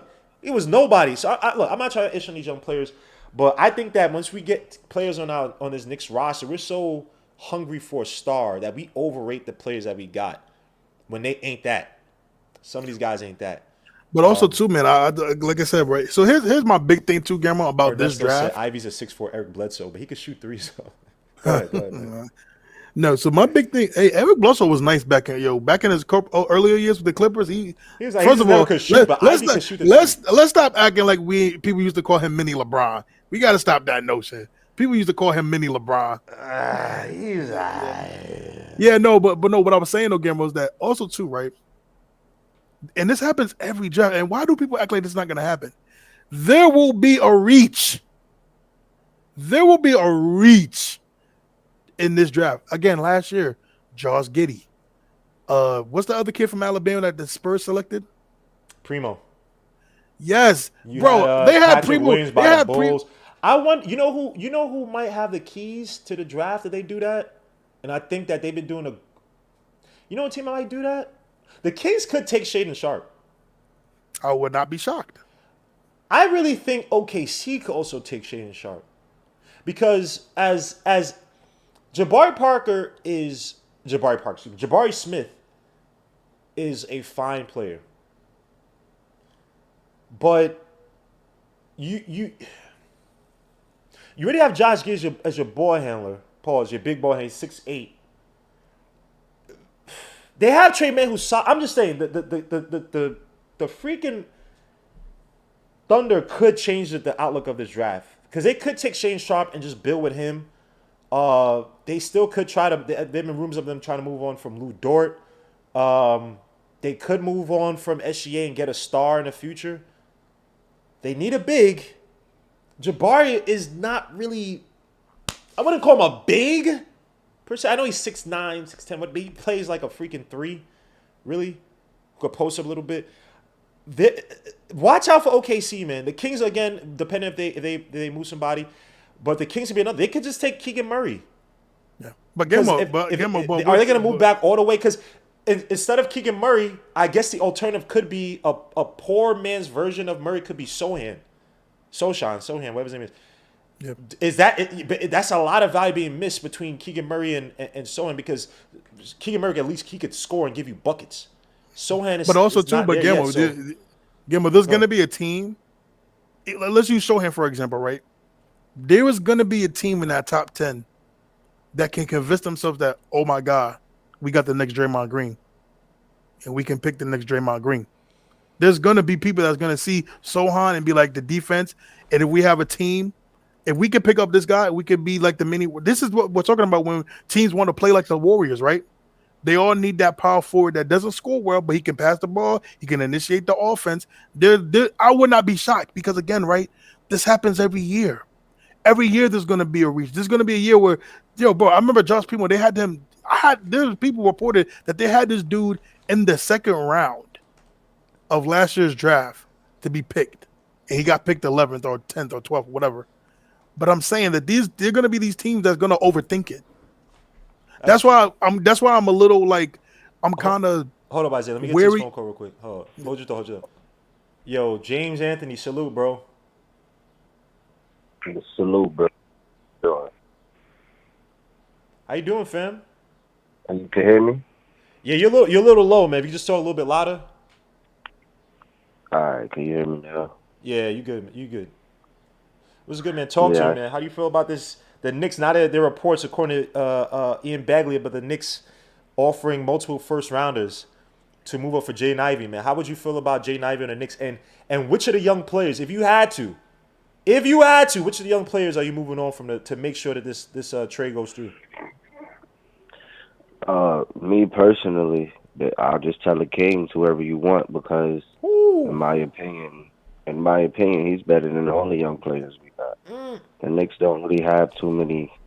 We don't have the top of like the young players in the league. We have the bottom tier of the young players in the league. Would you agree to that? I wouldn't call them bottom tier, because I've seen teams like the Pistons play with, and the Hawks play with guys like Saban Lee and freaking Magruder. Even I don't think Magruder's young. I wouldn't say bottom tier. I would definitely say in terms of our young core, they got Cade Cunningham and Trae Young. But Cade Cunningham, but okay, we didn't pick at those spots though. We're talking about those are star level players. Cade was number one. The 3. That's what we got. We got RJ Barrett. They had picked it. The Hawks picked at 5, and The Pistons got the number 1 pick, but the Hawks, that wasn't no number 1 pick. Yeah, but you're also talking about that year when R.J. Barrett was a 2-man draft. And I'm not even trying to make no excuse for R.J. Barrett. I get what you're coming from, but if you say how you had the number 3 draft, okay, put it like this: you had the number three draft pick last season. You're probably picking a player better than R.J. Barrett and Evan Mobley, who's I won't say he's a transcendent player, but he's a truly foundational mismatchy type of player versus R.J. Barrett in that draft, which was basically Zion and Ja, and basically now it's basically just Ja right now. Listen, that's not RJ's fault. That's not nobody's fault. At the end of the day, I just feel like, if it's not bottom tier, how about middle tier? Yeah, that's fine. Middle tier. Right. I think if you looked at if you look at the rookie sophomore game this year, we didn't have a player in there. You didn't. Not one. Did we? No. Nope. Oh, yeah. So our young players, they're good. I love them. I'm a Knicks fan, but when you're talking about the 32 teams in the league, yeah, there's teams that have young players on the bench that I wish we had. Is that not true? No, I agree with you. I agree. I just, because I put it like this, right? I watch some of these players, and even Obi Toppin, right, who I'm not the biggest fan of, but Grimes gives you a high floor. Say what you want, he plays great defense. As a 3-D player, Grimes is going to easily have a 10, 15 years type of career. Easily. As long as he stays healthy. He's one of those type of players, right? IQ to me, his defense, IQ could be, his ceiling is, I think, is a little bit higher than where people see him because he's trying to transition to a player that has who's developing court awareness. And again, I think that's the hardest trait to develop as a guard is court awareness. If you don't come into the league having that, it's hard to develop it at the NBA speed. And I think that what he's been doing this past season, I think is special. Take the numbers out. If you look at his numbers, and I did a whole video on this, if you look at the numbers from that Nets game when we lost we were up by 28 and we lost that big lead.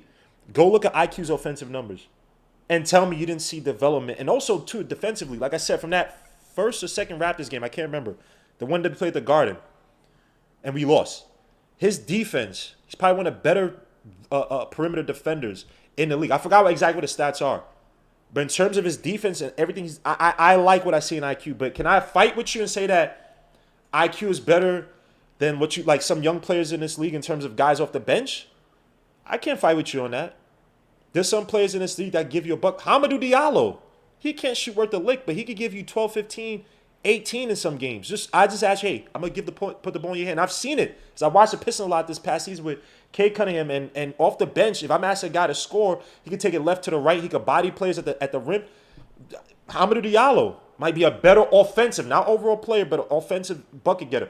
Obi Toppin, like you said, I don't know what I have in Obi Toppin, but in terms of what I see from him, he's not buying nobody to the rim. He has one post-up move, right? His shooting has come a long way. But we're talking about garbage games. I got to see this guy in real-time game situations where I'm in a half-court set and he doesn't have that baseline run. Can I say, Obi, I'm going to put the ball in your hands, create me a shot, even off the screen? Is that his game? He has a little fake handoff drive. Other than that, is Obi Toppin that much more better than, say, Derrick Jones Jr.? At this point, I can't fight with you, my guy, on that. Even Cam Reddish. Cam Reddish, as talented as he is, you don't know if he could play in an actual system. Right. Outside of just being a bug getter. Go ahead, man. Yeah, we have a bunch of I don't knows, right? Even when you look at RJ Barrett, you can't compare him to none of the guys that you just named. You got to put him next to the Zions and the Jaws and the Jason Tatums, and he's like the bottom tier of those guys. So when I look at Jaden Ivey, I feel like he brings athleticism to the team. We have Obi is our best athletic player, right? And at the guard spot, we literally have I haven't seen an athletic guard. Derrick Rose is probably the most athletic guard I've seen. He's the only one on the Knicks, and that's just bad. That's like literally in the last 15 years. Derrick Rose is probably our most athletic guard. Yeah. We've been looking for a point guard for forever. We have to go up and get one. I'll say it's not going to look pretty. It's not going to look pretty, right? You don't know. Next year they got somebody. Then the next year, it's now. Jaden Ivey is right there. You might have to give up 2 first-round picks. I'll give up a first round pick and quickly, and if I'm drinking enough, they might get another first round pick. That's What how. do they say? Have What you do they guys- say? Yo, hold on, what do they say? I want 3 first-round picks. I want RJ, IQ. No, absolutely not. I'm not going to be stupid, but yes, 2 first round picks and maybe a player. I'll think about that. Jaden So Ivey also in with- the Garden. That's all. But That's we- where you but we start. also That's gotta- a start. Hold up, Isaac. But we- and by the way, thank you, Parazak, for 2 hours super chat. He says Ivy lost to St. Francis. Obi, IQ, and Agbaji, nah, kid. Thank you for 2 hours super chat. I'm not really sure. Just repeat that. You have to give me a super chat. Just repeat that, Parrot. I don't understand what you're trying to say. By the way, this just came in. In addition to talking to Sacramento, Knicks have touched base with Detroit about a potential move up in the 2022 draft. Number 5. Who is that? Is that the Shaden Sharp move up?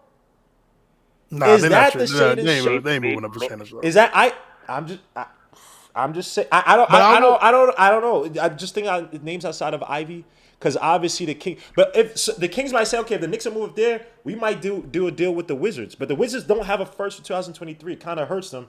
They do have some young players. I mean, Roy Hoyt Chimera, Corey Kispert, Adija, maybe.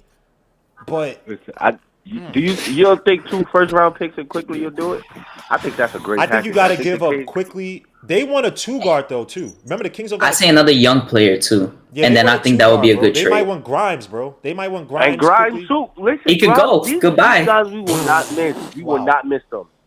I promise you, we won't miss them. Soon as we get You're gonna get called a hater going. for that. Just letting you know. I'm gonna say this, right, and I'm gonna say this to the caller, because one thing, Ivy's not a point guard. We got to make that very clear. Yeah, he's not. Ivy's not a point guard. If you look at his games, and I've watched breakdowns of him, he's not a point guard.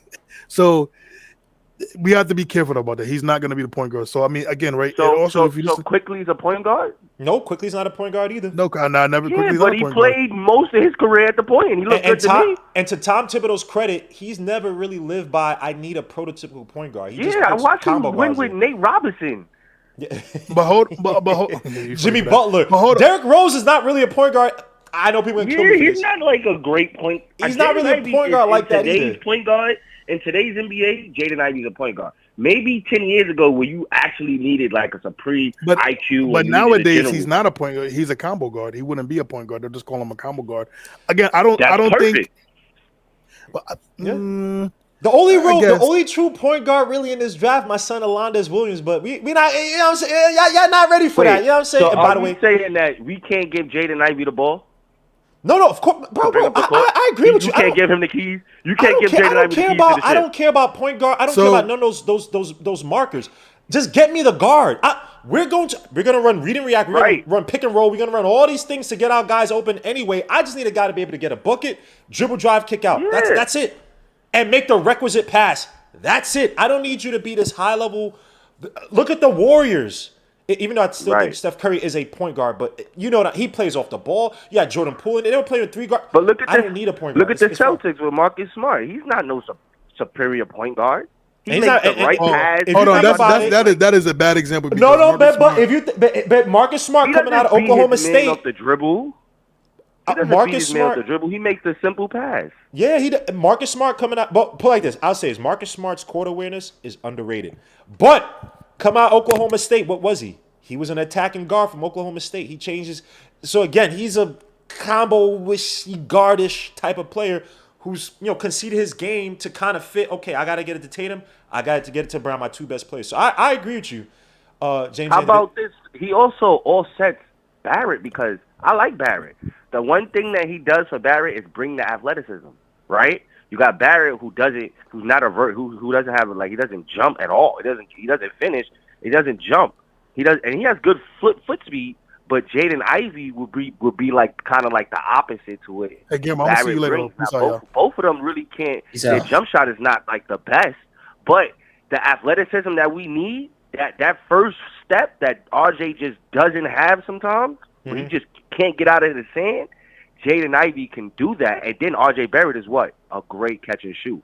Jaden Ivey's gonna come in and be the most athletic point guard in the conference. I went through the list. The most athletic in the Eastern Conference. Hold on. In the Eastern Conference, go through all of the point guards. Not one more athletic than him. Now in the West, Wait, do this real quick.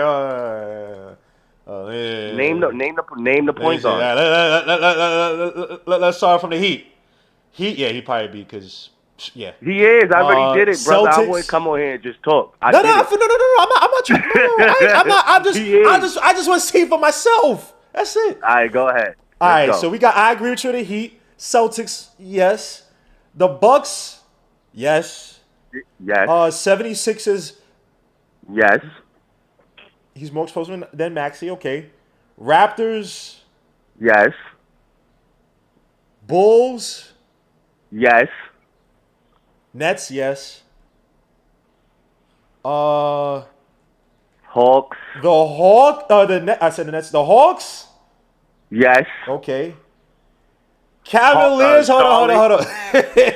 I'm gonna troll this dude. Are we saying he's more explosive? He probably is at this point, just because he come back from injury, and he's just been clear for basketball activities.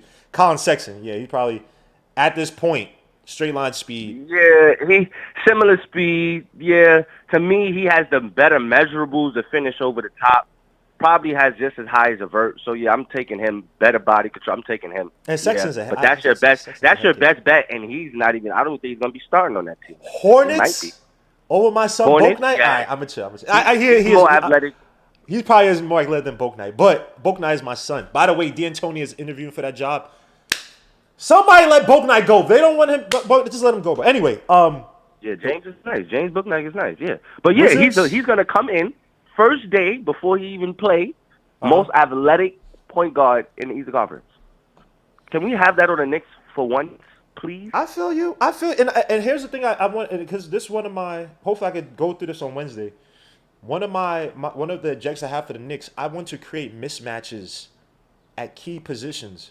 We don't have, when I look at this team, we don't have a player where it's like, yo, on a night in, night out basis, that my guards, if we're, say, like for instance, if we're playing, just a mismatch where it's like, yo, this guy, he could masquerade as a 3 or 4. If this team that's playing was to play small, he could abuse a small front court. Or like Ivy, his speed is too much for, say, if he's gonna play, say, the 2 positions, his speed is too much. Or RJ Barrett, they want to play RJ and Ivy in the back court. RJ at the 2, Ivy at the 1. RJ's too big for a lot of 2s out there. Ivy's too quick for a lot of 1s out there. Like it's just too, and also too. Ivy is 6'4", but he's built. Again, his father's a football player. We're talking about a guy who has that pause, that has that size on him, that he could take it up on you, especially if you go to his right. I need elements of mismatches on this team. You know what I mean? So again, I'm with you on the Ivy thing. It's just about who you trading and how much the Kings are going to try to fleece from us.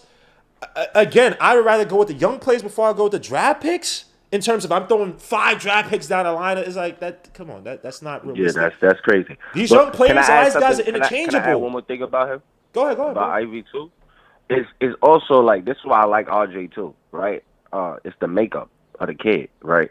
We're not getting a freshman that's coming from Kentucky. We're getting a kid that went to Purdue, and if you watch college basketball, they coach their players at Purdue. Most of the kids from Purdue don't make it to the NBA. A lot of them don't. I'm surprised. It's like one of their first high draft picks in a while. But the kid has been coached up, mature. He comes from an athletic background. When you watch him talk, very similar to RJ Barrett, mild-mannered. That's what you need in New York. You need the Derek Jeter guy, the guy that's not flashy, who doesn't care, just wants to play basketball. You know what I like about him, James Anthony, too? I don't know if you heard the little interviews he's been doing. Even the little interview, he did like some ad on Bleacher Report. I'm forgetting exactly for what it was. Like, you talk about the Derek Jeter thing, right? And Derek Jeter, one of the greatest of all time. And I hate the Yankees. I'm a Mets fan, but Derek Jeter is a GOAT. I could never fight that, right? Ivy, and this is the thing I love about Ivy, and it's something I think that we have not been drafting. There's a certain fire in him. When you watch him play this past season, like I said, a lot of those games where they were losing close games, before the game winner, he hit the shot to tie up the game. He don't got no fear in him. He has a killer instinct about him. Now, granted, I like these young kids we got on this Knicks team, but Grimes, he's a good guy. He's a dog on defense, but he's a good guy. Still can't hit the mid-range shot yet. You know, he's a guy who's trying to find his way. IQ, as much as I like him, After that spurt last season he had where he came in scoring, killing the Clippers, all that stuff. When he went through his struggles, even in the sophomore season, he went through his struggles. He's trying to process it a little bit. He lost a little bit of fire, gained it back, but again, that fire. RJ Barrett has that fire, but I think he's held back by, again, there's an overall level of talent, natural talent. I don't think he has compared to, say, a guy like Ivy. Ivy is a demon. We need demons on this team, bro. We need demons. I need killers. I don't care. Yo, my guy, James, I don't care about, bro, I went in these past games. Anthony Edwards, one of my favorite players in the league. I don't need him trying to talk trash. Like, oh, yeah, you're going to hit that, RJ? You don't do that, RJ? I don't need him to say, oh, you got the ball at the last. And I think RJ Barrett's going to be a fine player. I like RJ. That's my son. But I need demons. I need killer. I need Anthony Edwards types on my team. Bloodhounds. Evils. Right. You know what I mean? So, James Anthony, bro, hopefully you call in tomorrow. I'm going to have a show. I'm going to try to have a show tonight, too.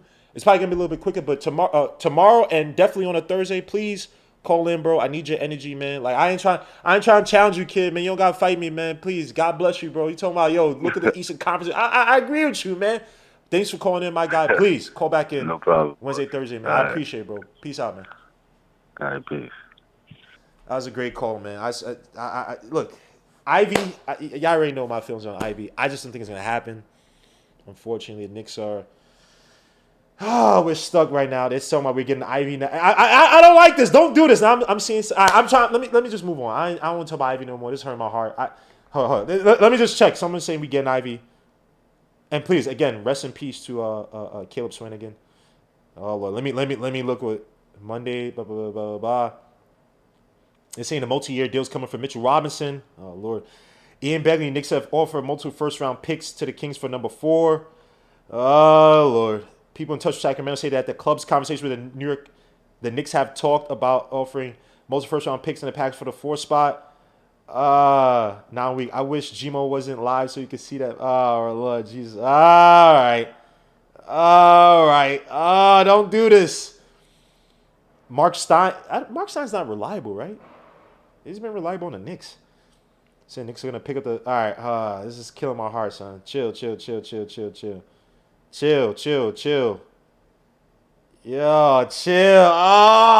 This is.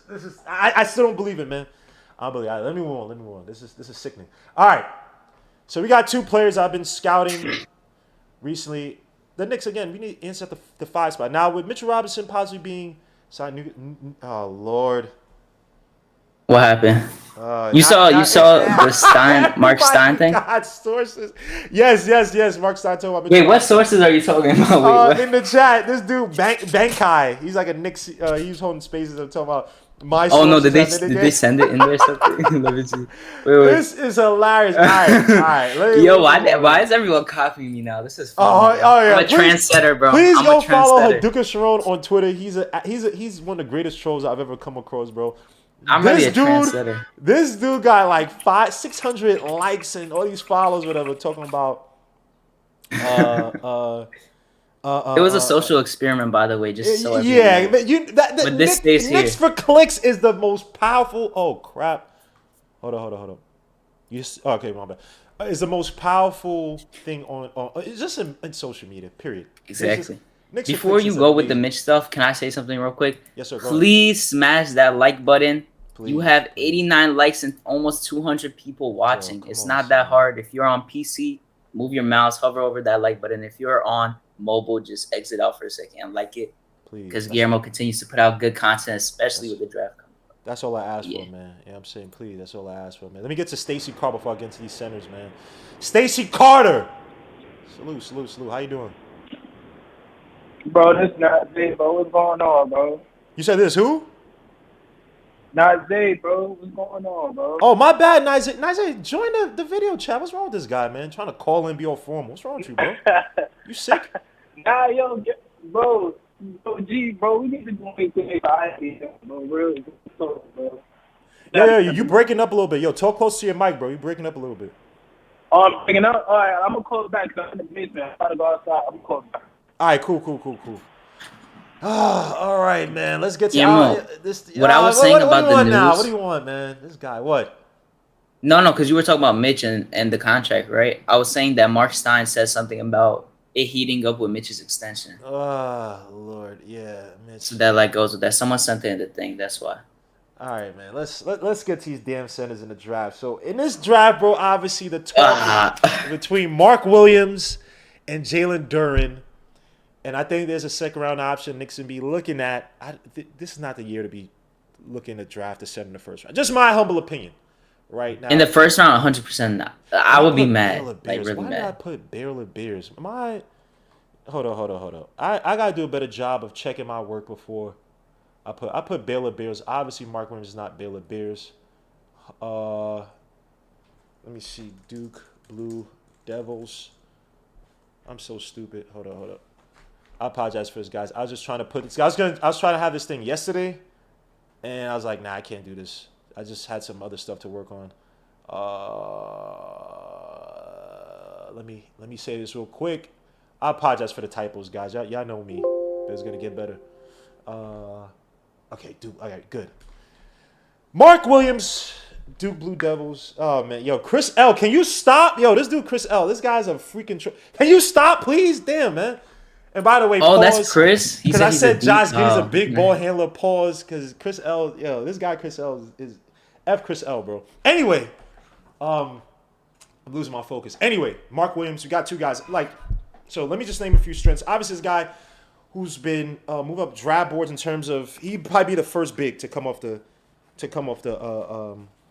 draft, right? Come off in this draft, excuse me. The guy averaged about 11.7.2, 7.4 rebounds, 72% from the field. Obviously, a lot of catch and lob catches, a lot of pick and roll with this kid or guy, whatever you want to call him. He ain't shooting a three. His shooting from the mid range, there's something there. Would I call him a shooter per se? No, he shot 1-3 or outside shoot like that. I wouldn't really call him like that. That type of player. He shot 1-3 again. If you watch his works, I think it was the Wizards. His 3-point shot is so janky. I don't know if you guys remember Chuck Hayes from the Rockets years ago. He kind of shoots like Chuck Hayes from the three. He's not a guy who's going to be facing the floor. Again, some of the strengths, he's an absurd athletic freak. I think he has a 7'7" wingspan. If he's in the NBA now, he'd have the 5th longest wingspan in the NBA. He's a good free throw shooter. So again, he has a little mid-range shot, a little catch and shoot. You can play a little stop and pop with him. Reminds you a little bit of like Capella, little set shot. Good rebound again. Only 24 minutes played this season. Average a season 2.6 offensive rebounds a game. Good touch in the paint, even though I think it get a little bit better. But the numbers indicate he does have good touch. And you watch him, he does have solid touch. He does have good footwork in the post-up. You see him, he has a good feel of when he uses that outside leg to kind of wrap around and get leverage against the defender. Fluid pick and roll or score off the roll. Again, a guy sets decent screens, rolls to the basket relatively well. Again, the catch radius is absurd with him. Let me try to pull up his shot chart real quick before I continue. And just to get back to the mid-range game, right at the paint, in the paint shooting-wise, he is around 40 for 71. But again, it's a lot of hook shots, a lot of layups and stuff like that. From the right baseline, he shot 3 for 6 in terms of little mid-range shooting, 1 for 2 from the left baseline. From above the foul line on the left side, on the left elbow, he shot 2 for 3. On the right side, he shot 3 for 3. So again, there's something there. I wouldn't call it crazy. It's more than what Mitch Robinson is giving you, and he can shoot the free throw shot a little bit. Great length on pick and roll when playing a drop back, something that Mitch Robinson does a lot of, and it's something that Mitch Robinson exhibited a lot of. I've seen Mark Williams at times also be able to hedge, play double teams, play the double team, be able to hedge aggressively off the screens. So it definitely is some potential in terms of how you can use some variability off the pick and roll. Some of the Knicks have been lacking. Granted, we have guys like Jericho Sims helped out a lot. But something that we've been lacking with Mitchell Robinson, where he would play drop back all the time. You could play pick and pop on Mitchell Robinson, it kind of hurts. But when guys like Nolan Well was there, Jericho Sims, our pick and roll defense got a lot better because those guys could hedge, they could double aggressively. I think Mark Williams could do it. I will say, and I'm going to get to the weaknesses real quick. Again, uses length really well in one-on-one assignments. You see him, he's very disciplined. I think the average was a 2.4 personal fouls a game. I think he's it's not scared to eat per 36 minutes. I think he's 2.4. Let me check that out. What are you gonna say, Hadouken? I was saying that he he's not scared to go against a weak matchup. Like when he has a mismatch, he always attacks like most of the time. And I like the way that, he could just put up a hook shot. He could get a little post move on when he has a mixed match. You saw it also in the NCAA, one of those games where he went like crazy off. I think he had like 20 and 20. He was taking every mismatch. He was running the pick and roll. He was getting his hook shots done. I think he looked really disciplined, in my opinion. I think he's gonna be a solid center, in my personal opinion. And that game was that Syracuse? Didn't they played Memphis too, right? I'm pretty sure. Yeah, they played Memphis. Why can't I find the? Of course, but yeah. And I think it's per 40. He was around like 3.6 fouls. But which is actually not great. But I liked his discipline in terms of defensively. Keeps his hands up, knows how to use his length to disrupt attackers in the paint. But some of the weaknesses I did see, again, no range from outside. Although working on a shot, you saw him again in the work. I believe it's for the Wizards. The outside shot was janky as hell. He like arches his back and like he doesn't shoot it. It's not a natural form when shooting from the outside. But I think it's something you could work on in the future. Mid-range shoot, I think, is fine enough. He keeps his feet on the floor. He has enough power to hit those little mid-range shots. You could definitely play some pick and pop with him in the future. Limited ability on the ball, but again, I think a lot of it he was doing what Duke asked him to do. And you had a lot of playmakers on that team. Obviously, guys like Paolo Banchero, who basically the offense was kind of centered around. You had guys like AJ Griffin. You had freaking even Kills. You had Wendell Moore. So I think it's just way too many players for them to say, okay, let's try to build an offense around Mark Williams.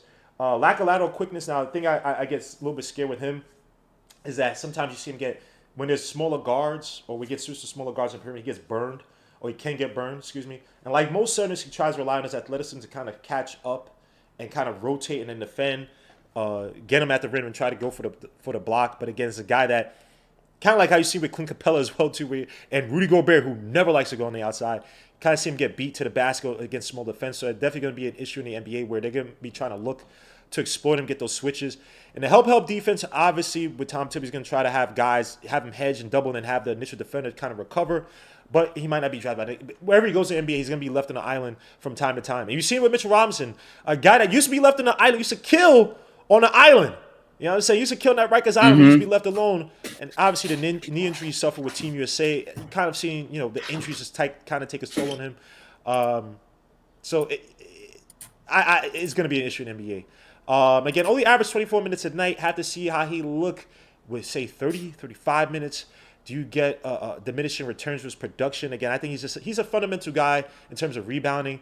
Also, another thing I didn't mention, too, I forgot to mention, too, the thing I like about Mark Williams, too, when you watch his game, especially compared to Jalen Duren, he boxes out well.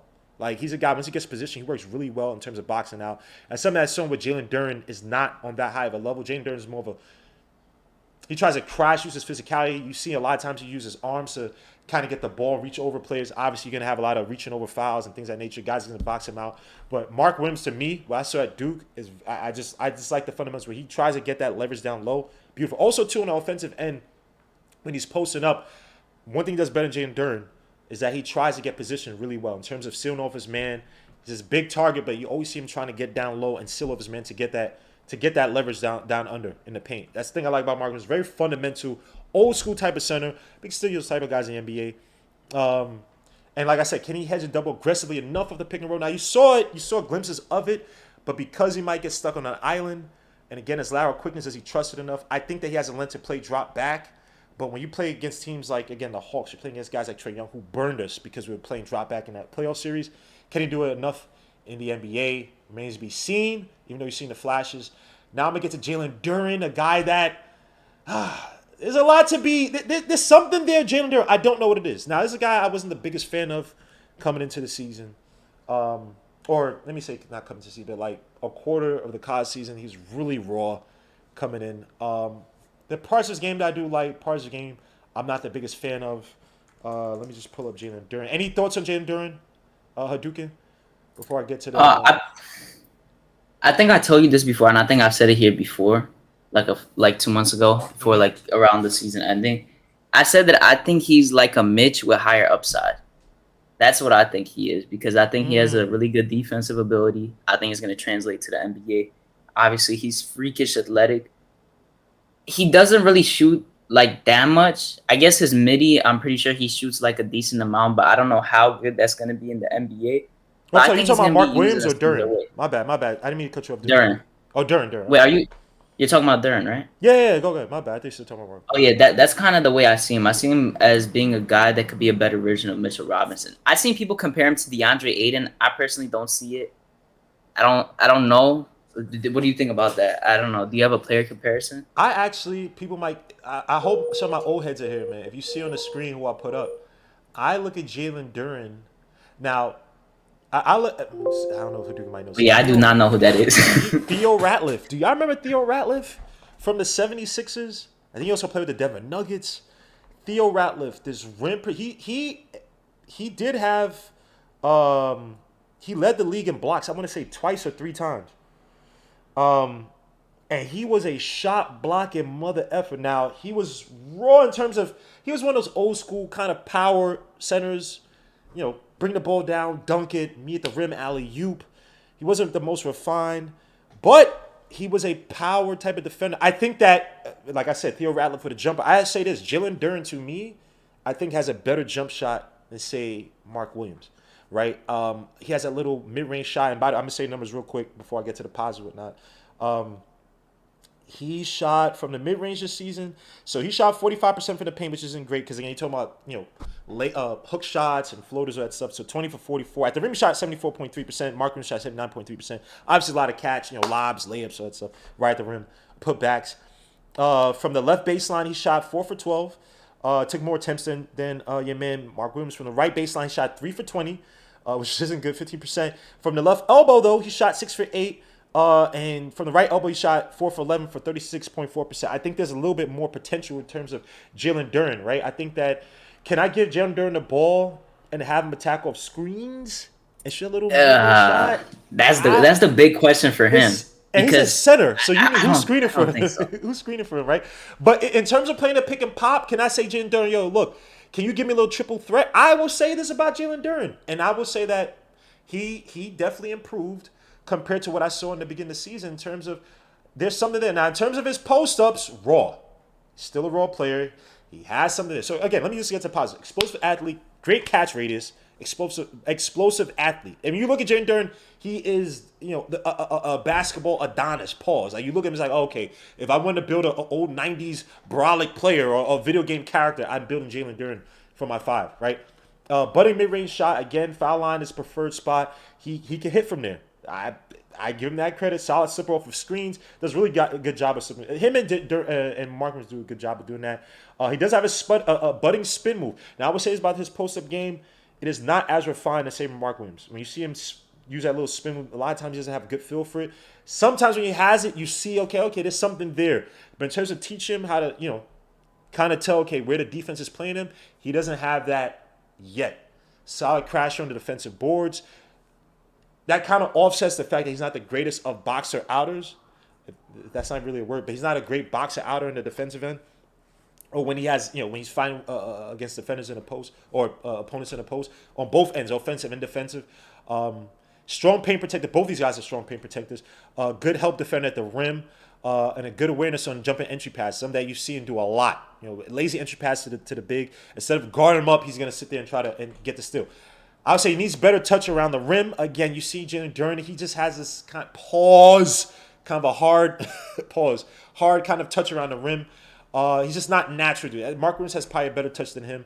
Probably the best of the 3 centers I'm going to mention. Poster work, like I said, needs some better feeling work. Needs to set up actual screens. Again, an issue that we had with Mitchell Robinson, send them poor screens, just rolling to the basket. Jalen Duren is a victim of doing that.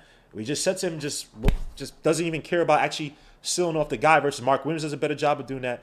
And the other center, I'm going to mention, does a better job. Question defense on the perimeter as well, despite the fact he's really explosive, inconsistent boxing out. Like I said, on rebound, struggles with double teams. Something I saw, if you watch his games or watch his possessions, something he struggles with. Once he gets that double team, I won't say he does a lot of Randall, but he'll pick up his dribble and it's like, okay, I don't know, I'm stuck. I wouldn't say I've seen that happen a lot when watching him getting stuck in situations where, maybe he thinks he got a spot open, he could get a post up, and then when he gets lost, doesn't really have the push to go to the basket. Mm-hmm. No, he's not really in a good situation. But that is definitely something you could fix. But I don't know. From the games that I watched, like I don't know. That's something that he definitely got to work on.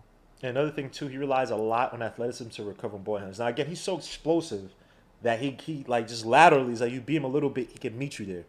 But it's definitely I feel like that's just more discipline than like ability with some of these guys, because he has the ability to slide.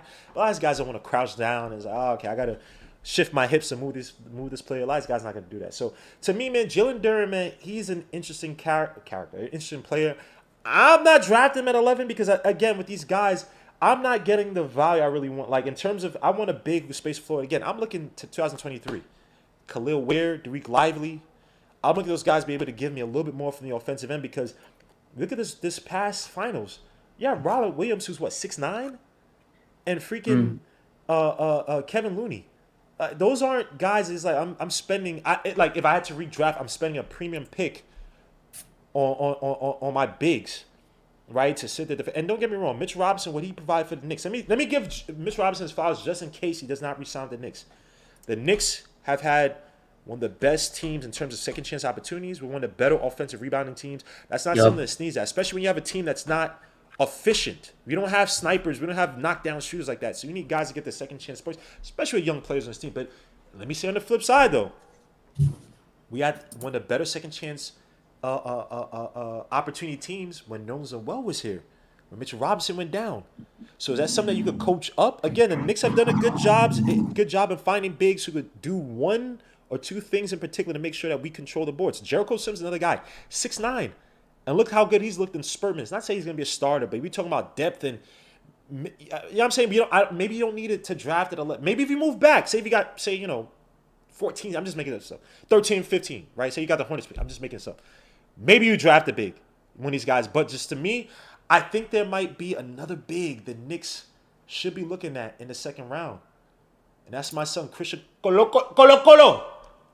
Again, from Arizona. And a lot of things Christian, now granted, he's older, he's 23 years old. His next contract, I guess, would be, well, he'll most likely be a second rounder. So you form the contract however you want. But assuming he gets a 2-year contract, whatever his next biggest contract would be, 25, 26. But again, it's a second round contract. You structure it the way you want. But a guy came in the season, again, 3-year player at Arizona. You read the reports on Christian Koloko, he was extremely raw coming into Arizona. A guy who I think he picked up basketball and was in Cameroon at like age 12. I wouldn't call it a late bloomer, but again, a guy talking about basketball in Africa.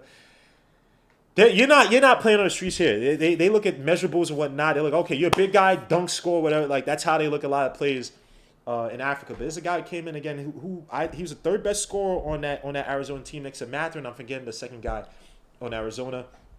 Averaged 12.6 points, 7.3 rebounds, 1.4 assists. He did shoot. He shot 73.5% for the free throw line, 63.5% on the field. A guy that, to me, when you look at his numbers compared to, say, Mark Williams, they're not that much off. Now, certain things like the rim defense, Mark Williams, just because I think the measurables are there. But again, Christian Koloko at one point was one of the best defenders in the league in the college season. He didn't even get mentioned for the top defensive player in college. He didn't even get mentioned in the top 5. Like, I think a lot of things, you see Christian Koloko, you talk about a mid-range shooting, he can shoot the mid-range shot. And he has a better form than your man Mark Williams. And, well, does he have a better one than Duren? I feel like they both kind of have bad ones, like decent ones. But I remember Koloko when he was just bricking in that last game. It was bad. It looked so bad. He looked so uncomfortable. He's had some bad games. That's the thing about it, is like, I think that when it was like asked for him to play in these pressure situations, because again, Mathurin also too kind of disappeared. But if I need him to be my 4th scorer on a team, just hit a little stop and pop, he again, if you look at his post-up game too, it's not as if he has all the, like, it's like, oh my gosh, he's just an excellent post-up player. But there's something there. And again, you look at his post-up offense, Mark Williams shot 52.2% from the field, 24 for 46. Koloko shot 50 for 91. Again, the numbers, I'm looking at this guys like, am I getting that big of a drop-off if I drafted Koloko in the second round? I'm talking about value. And they also talking about this too. How much more can Tom Thibodeau help me coach up? Can he bridge the gap defensively from what I'll be missing if I didn't draft Mark Williams by drafting a guy like Koloko in the second round. And just say his mid-range shooting real quick, Koloko. Now, the right baseline was probably his weakest spot. Shot 1 for 8 this season for Arizona. Shot 1 for 1 from the left baseline, which is not much. He shot 7 for 9 from the left elbow. He shot 1 for 3 from the right elbow. Shot 45.1%. Again, 41 for 91 in the paint. Again, that's not just the inside the foul lines. It's also about near the rim. Again, Koloko probably is not as powerful as Mark Williams. Mark Williams probably has better touch, but I think a lot of things with Koloko can be taught up. And with Koloko, I feel like just watching him, I could play a little bit more pick and pop. Now I could play pick and pop with Duren and Mark Williams, but Koloko, just his body type, pause. Like I just feel like I like what I get in the second round with Koloko. He looks like a shooter, you know. Yeah, he like, has that. He's lengthy. He's very lengthy. I'm not saying he's KD, but you know what I mean. He has like that KD build. He's a little skinny. You know, he has length. I think that he's more willing to shoot than the other guys too. I think he's gonna be one of those guys. I hope. Do you know if we worked him out? Because I'm about to check. But do you know if we did? I will say right now who the Knicks worked out. I got that list on Hoops Hype, right? Yeah. Suit to Hoops Hype, man. They do some excellent work. I haven't checked this in a while. Draft workout. So the Knicks. Damn, can I put this? I'm gonna try to see if I can put this on the screen. So the Knicks have worked out. Yeah, I said that too. If you haven't worked them out by now, then you probably screwed. But Knicks have worked out Dyson Daniels, AJ fair. Griffin, Malachi Branham, Mark Williams, Okai Basu had 3 workouts with the Knicks. Tari Eason, Ty Washington, Marshawn Beauchamp, Josh Minot. Orlando Robinson, another big I like from from Fresno. Keon Ellis, another guy I mentioned way back in the day. Jaron Rhoden, Darius Days, James Akinjo from Baylor, Adonis Arms, that's a crazy name, Jimmy Boheim, Buddy Boheim, Gabe Brown, Tyson Etienne, Jordan Gowai, Andrew Jones, Peter Kiss, Justin Minaya, Jermaine Samuels, Kai Soto, Silvio De Souza, Sasha Stefanik. That's a shooter from Purdue. This dude's like losing hair, but yeah. Stefanik? Yeah, he can shoot though. He can shoot a little bit. Nate Watson. When I was watching Ivy, this dude was just a sniper randomly. He was sniping. Jalen Wilson. Yeah. But also have taken into account too. We went to other guys' workouts and stuff. So, but they mentioned AJ Griffin. Did we didn't have a workout for AJ though. I thought we just went to. No, they said we did. And I mean, I think we had a workout with him, and then they watched him and Ivy in the CAA thing. Right. Okay, so we did. Okay, cool. So yeah. Yeah, I'm about to send you something on Twitter, by the way, if you want to read this. All right, cool. Most definitely. So I'm just looking. So again, points, total rebounds, again 7.4 to 7.3. Pick and roll offense. It's not that much of a big difference between him and Mark Williams. Again, Mark Williams has a ridiculous catchphrase. I think he's stronger than Koloko. Post up offense. Like I said, post up defense. Again, obviously Marcus I think is a little bit better. But again, watching those two, they live and die by using their length pause to disrupt on the pick and roll, playing drop back, rim defense. Again, Mark Williams is a better player. I think he's stronger than Koloko. But again, the value I get with Koloko, and can I coach up the gap between Koloko and Mark Williams in a Tom Thibodeau defense? I did it with Nerlens Noel, who's one of the best rim defenders in the league that year that Mitchell Robinson was out. Can I coach that up? So I'm saying, guys, we have to start thinking outside the box. I know we have a so-called hole because of Mitchell Robinson if he leaves, but that's and we haven't worked him out, unfortunately, so it kind of sucks. But let me just see what Hadouken Sharon sent me on Twitter. It just came out like 15 minutes ago. I didn't even see this. Oh Lord. Kyrie Irving trying to create leverage with the Nets. There's a path for Irving to decline his option on the Knicks as an unrestricted free agent. Part of the rumbling about Irving and the Knicks' mutual interest as head coach is a fan of Irving. Yeah, I saw this about him being but someone just put it on Twitter. This coming from Jake Fisher. Jake Fisher stole this from Twitter because I saw somebody else put this out earlier. Mission that, oh Lord, but we had to shed significance. Yeah, we talked about this earlier today. About Jake Fisher is the guy from Twitter, the one that like spreads random. I mean, he's a good source. I guess, because Ian Begley talks to him too and stuff like that. I don't know. But he's supposed to be a source. Stretch a contract or two to free space for Irving. Again, we talked about this earlier, man. Irving is not that guy I'm trying to create. Let me ask you, because we talked about this earlier. I'm not trying to bring Irving onto this team. He's a win-now player, and again, you're talking about just a mercurial player who plays to the whims of his feelings and added. And who's he bringing? You talking about him? He's supposed to bring James Harden. That flopped.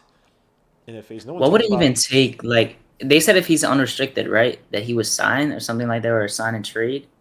Is that what But would have signing to trade would still hurt us on a come hard down cap to? because it's a signing trade, right? Like that hurts us on a hard cap. So you want to tie, and you want to tie what? His first year, you had to give him 42.7. I like Kyrie, but no. Plus, number one, the fans. Like, I don't know how it's gonna work with the fans. Like, it's just not. And I remember him saying on his stream that no matter what, the Nets are gonna run New York over the Knicks. He's not getting here. It's not happening, bro. If He was knows what's hurt, good- bro. He was hurt. He was hurt so badly because I don't care what no one says. He wanted to come to New York. Remember when he was with the Celtics? He said, "Yo, New York was one of the destinations he wanted to go." His godfather, Yeah, Rod when he Strickland. got traded to the Cavs, when he requested a trade to the Cavs, it was the Knicks and it was the Celtics. Yep. So I mean, obviously it was, but that KD injury really changed everything. He didn't want to be. It Look, changed literally everything, and it's proven. I don't think anyone can say otherwise. I agree with you. He didn't want that pressure, bro. Look, man. This is why I want Ivy here, bro. I feel it with Ivy, bro. Pause. Like, I feel like Ivy. And suits my brother, Worldwide L. Please go subscribe to 4 I Love of the Game. 4 I Love of the Game podcast. My brother, Worldwide L. Suits my brother, Hardwill. Hardwill, first of all, you can take all these vacation pics, man. Put some freaking lotion on your legs, bro. Stop taking these damn pictures of you. Like, we get it. You're at the pool. Stop trying to show off, man. Ashy as hell. Put some damn lotion on your leg. But suits my brother, Hardwill. As well as my guy, Project Nerd, doing the Lord's work. Even though you're Yankees. F your Yankees, man. Don't tell me you're freaking Yankees, man. But suits my brothers, 4 I Love of the Game podcast. Also subscribe to Still Knicks fans T. I can't talk. Still Knicks fans T podcast. Ron and John doing excellent draft work, man. Suit those guys. But yeah, I'm not taking Kyrie Irving. We got Nick coming in the building now. Before Nick comes in, the thing is too that you see how they're failing right now in Brooklyn. If they failed in New York, they would have a pass. Am I wrong? They would technically have a pass because of how hard it is. I feel like it would be looked at completely differently. The Nets, you're saying? No, I'm saying for KD and Kyrie, if they lost here in the Knicks, I feel like it would be different because it's a lot harder. So I don't think I think them individually they wouldn't have as much like people killing them at the same light. I would say this, and this may be a rare thing. I think the Knicks fans understood KD's injury, and I think they would have been fine with him taking obviously a prolonged absence to get right, knowing that the rewards are going to be stupid. I think with Kyrie, it's just like he screwed up his stature after his play with the Celtics. He was doing he's too much of a head case. And granted, they may have still. I know Kyrie got hurt in that he was hurt throughout that season. They when they met LeBron in the playoffs, right, where Rozier kind of ished Game 7. But I think it was more than that. Like he was not a player who was seen as getting guys, elevating those young players on that team. And granted, it's not to say those guys would have averaged 20. There were too many players on that team. Guys had to been shed, but it's like Kyrie was just too much of a head case on that team. So to me, man, Kyrie Irving, I think he was just scared. He did not want that pressure to try to so-called lead New York while KD was down. He wanted to come here with KD and kind of, so-called take over the but mostly rely on KD's production. Like, he ain't want nothing to do with New York. Now talking about, we run the city. No, y'all don't. The Nets have no pressure. Y'all literally, let me say something to the Nets fans too. Y'all literally had to give discounts. I've never heard the Knicks give out discounts or deals for playoff tickets. Playoff tickets, the prices were move up the wazoo. While you guys had Harden out there, yo, fans, yo, what's up, man? Yo, my name's James Harden. I don't know if you know me. Yo, if you buy a ticket, man, I'll give you 3 for 1. I'm like, what? Come on, son. Like, y'all so irrelevant, bro. Like, let's not even do that. Y'all had no pressure out there. So, but for the Knicks, we would have been like, yo, no pressure. Just come in, play good basketball, and lead us back into the playoffs. That's it. But it is what it is. But let me let in logically Knicks. I think it was a talk about Kyrie. Logically Knicks, Nick G. Salute, bro. How you doing, man? What do you want to get on us about today, bro? What are we getting on today, sir? So look at him. He even say hello. Just straight Caribbean. Go ahead, man. Where you at on the Kyrie trade? Because I saw your Twitter post, but now you sound like you indifferent. Like you switch sides. Who, me? Yeah. No, I don't want Kyrie. I'm not indifferent. I don't want Kyrie at all. I want nothing to do with Kyrie. I don't think in his tweet he said he wanted Kyrie. Did he? No. I know in the tweet he didn't, but it sounds like now you like okay with it. to somebody. Oh no. I'm just saying like no. I'm just saying with New York at the first time when they were free agents. I said we would not have had a problem with them coming over. Understand that KD wasn't going to play for a year or so, and that Kyrie, it probably wasn't going to be glamorous, but it's like just your talent alone. I think it could have elevated. You're talking about 2019 when it happened, not more than now. Yeah, I don't want him. I want nothing. And you tying up that money and Kyrie Irving at 30 years old. And granted, the kid is he's the most talented point guard in the league. I think he's top 5 to me. I've seen of all time in terms of just natural talent. But to bring that over, and then I'm pairing that with who? RJ. And then you're hitting against the cap because a sign and trade is gonna hit that hard cap. I think we have 119. No. It won't hit. It won't hard cap us. If we sign and trade for Kyrie, it's not gonna hard cap us. Okay, first of all. Oh my God! I'm just asking. It would not hit the hard cap. Per NBA front office podcast, we are so below the tax apron, we won't be hard capped. That's 142, right? That's one. Because we're swapping contracts. 2, it will be better to have him opt in and come over and do a 1-year trial run, which is what I said on Twitter. And you trial run Kyrie for 1 year. In a contract year, RJ's on a contract year and Cam is on a contract year. And you have 3 players forced to ball out. Kyrie has to correct his reputation. So does Cam. RJ has to prove himself to be a steady, everyday, reliable basketball player. That is the argument for all 3 of them. I still say you don't keep Kyrie for the entire season, but you still trade Burke. You trade Derrick Rose if necessary, and you trade 2nd-round picks. You're not trading firsts. If Kyrie plays out and does everything I just said, you could trade him to the Lakers and get their pick because the Lakers want Kyrie more than us. Or the I think this is all posturing by the Lakers anyway. Getting the Lakers' future 26 or 27 pick after all the injuries of Anthony Davis and also Kyrie Irving, it'll be a better deal half season, trade, tank the rest of the season, and get a high pick this year. So that is my argument. No, fair enough. That's not a bad argument at all. So just a few questions. You're trying to find, and granted, even for a half a season, you're trying to find what you have in RJ, Cam, and Kyrie. 3 guys who need the ball in their hands. Do you see that actually working? They're in a contract here. Doesn't matter. Kyrie, I know. Kyrie doesn't play for money, per se. Because you could have argued last year that he should have known, hey, you got a contract coming up. The things you're doing in terms of, and I agree, I can't kill him for that's his opinion, it is what it is, but the way he was moving last year didn't seem like there was a sense of urgency. And Kyrie's the type of player that I can see him just quitting NBA and be like, you know what, I'm done. I don't care. I'll be a figure someplace. I'll do podcasts and get my money that way.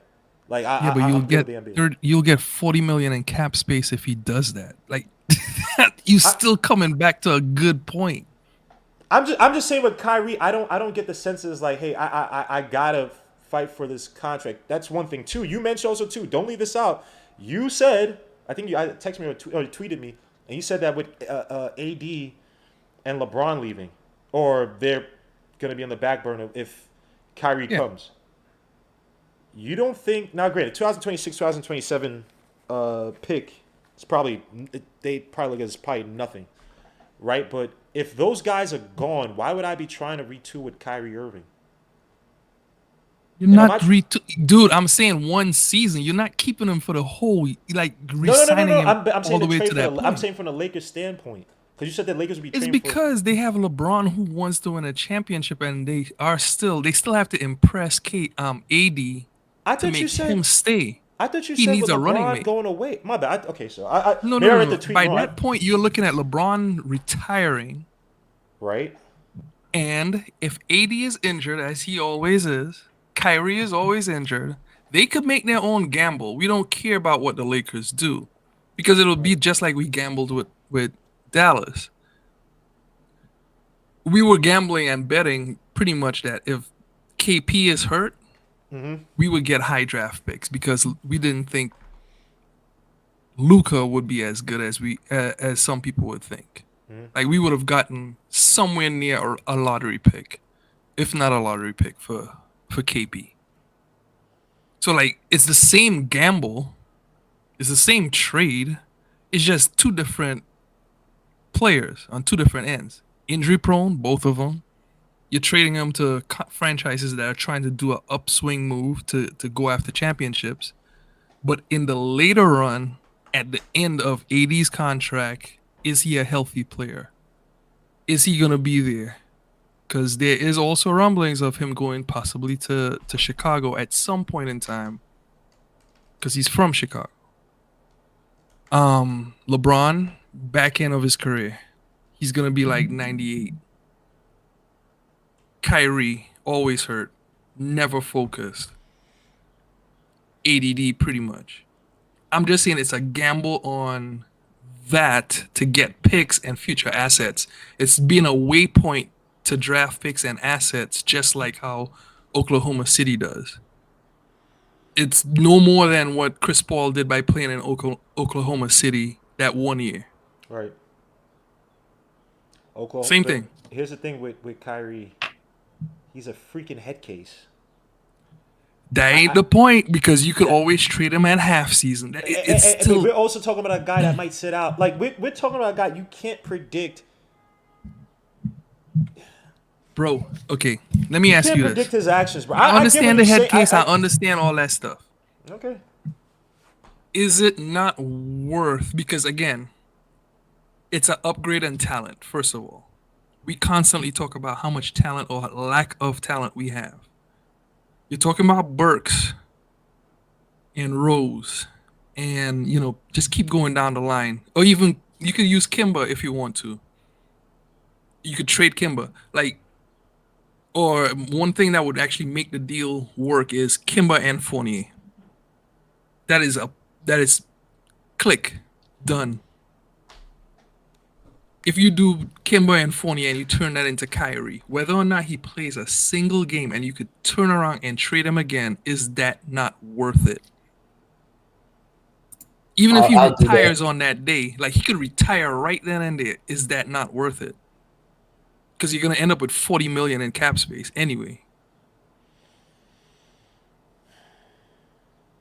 If you could trade off, if I could trade off, even though I don't think it would happen, if I could get rid of Randall and reset that contract for, 4 years on Randall to possibly less than one, half of a season, whatever, with Kyrie, I would consider it. So you're saying trade Randall for Kyrie? If I could, but I doubt the Nets would make that even trade. in this scenario, you could still trade Randall to someone else. No, if I could, but also, okay, let's look at it this way. Why would the Nets do this trade? Because they need, number one, they need KD. KD is the one that they have to impress. They have to build around him. He needs someone with him. Okay, so let me ask you this. Let me give you this. Who has a better package, the Knicks or the Clippers, in terms of players that would play with KD? Nerlens Wells, Burks, Reggie Jackson, Terrence Mann, Reggie Jackson, Norman Powell. I think we did with Norman Powell, Norman Powell, Luke Kennard, Robert Covington, Terrence Mann. I think that got you to 40 something million, right? Would you rather make that trade with the Clippers or with the Knicks if you're trying to impress KD? Or, get him guys who could say, because I would say even with the Clippers, like you lose offense with Kyrie. I'd say that's closer to a better deal. I'm just saying closer to a better. That's a way better. No. Well, again, I'm giving up like a second round picks or whatever. Like, I don't think the Clippers have any picks at all. Let me see, Clippers picks. Yeah, they might not. Yeah, they don't have nothing. And if they throw in Marcus Morris, that might actually just be way over the top. Yeah, they really have no. I don't think they have any first round. 27. Yeah. Okay. So it's the same thing. That's what I'm saying. Even if you do it and just to get Kyrie to us so you could get it to either LA teams. Mm-hmm. Either one. You're still upgrading us. And you can even throw in, let's say, Grimes or whoever. Like, pick one. It doesn't matter. If I'm trying to get, a 2027 pick, if he wants to do a 1-year contract, a play on it contract, you could flip that. Fine. He has to. He is on his last year. He has to opt in. That's the whole premise. I'm not giving him a $40 million contract, and I'm but not that's what he doing wants, though. multiple years. I'm saying just strictly opt in, trade for him. But here's the thing, though. Couldn't he just? He could opt in. Couldn't he just opt in with the Nets? Yeah, that's what he has to do that for us KD? even want to take him. It's 1 year. It's one more year left on his contract. It's a player option. Opt in. Right. The $36.9 million. But here's the thing, though. Would you rather do that? You'd opt in with the Knicks. You get traded, opt in with the Knicks. The Nets would get worse value versus he just opts in with the Nets. If worse comes to worse, they trade him for those assets, for probably better assets than taking the Knicks' crappier assets. Okay, number one, this was brought up on the front office podcast. Mm-hmm. Only 14 teams could even trade for him, or else they'll be hard capped, right? With the sign and trade in particular, and also to trading for him, if he opts in, also would put like 16 to 17 teams in a hard cap. Unless they do the Lakers do Russell Westbrook for Kyrie. So far, like there's no matching salary on the Lakers that would add up, that they would want, that is. Because Westbrook does not fit with Durant. Right, he doesn't. Yeah, I saw the Athletic article. They said the best team would be the Clippers, like in terms of. I agree. That's the only competition, but you're still floating it out there, so you could end up with the best, because you could end up just making the same trade. So if I'm the Nets, and I got Kyrie Irving. This one I just want a simple answer. Is like, why would I choose the Knicks? So you want him to walk outside for nothing? of only the draft picks would be the. And you only give my whole point is you could give up 2024. I really don't care about that draft, to be honest. But I'm just saying you could give up second round picks. We got like 8. You don't care about 2024, but you care about 2027? Well, it's way out there and it's a first round pick. Yeah, but hold up. You don't care about 2024, but you care about 2027 first round pick? Yeah. I'm just saying, like, we may not have a high pick at that point. But I'm saying, like, you may have 2 strikes with 2 high picks at that point. Yeah, but that doesn't work to my. If it's 2024 versus 2027, we're not going to be good in maybe the next 1 or 2 years. That 2024 pick will be more valuable than that 2027 pick. So why am I doing all this to get? If I'm getting rid of, why would I get rid of my 2024? Remember, it's not our 2027 pick. It's the Lakers. They will be bad at that point. You sure about that? Shit. You sure? you sure about that? The Lakers. I'm just all right. Yeah, you already know how they. You already know how the Lakers move, bro. You look at the Lakers and you tell me you see something promising. And watch the Lakers come down with a top 4 pick out of nowhere in some stupid draft. No picks. All right. Oh wait, I forgot they have no picks. They have no picks. I forgot they have no picks. You're right. They have no picks. Yeah, they legit have no picks. But I know what you're saying. If they had picks, I would worry. But yeah, they got no picks. It makes sense if they got picks, but they got none. Hold on. And even if they get picks, just like D'Angelo Russell, just like whatever their name was, they didn't really get wins for him either. Hold on. Those young players gotta mature.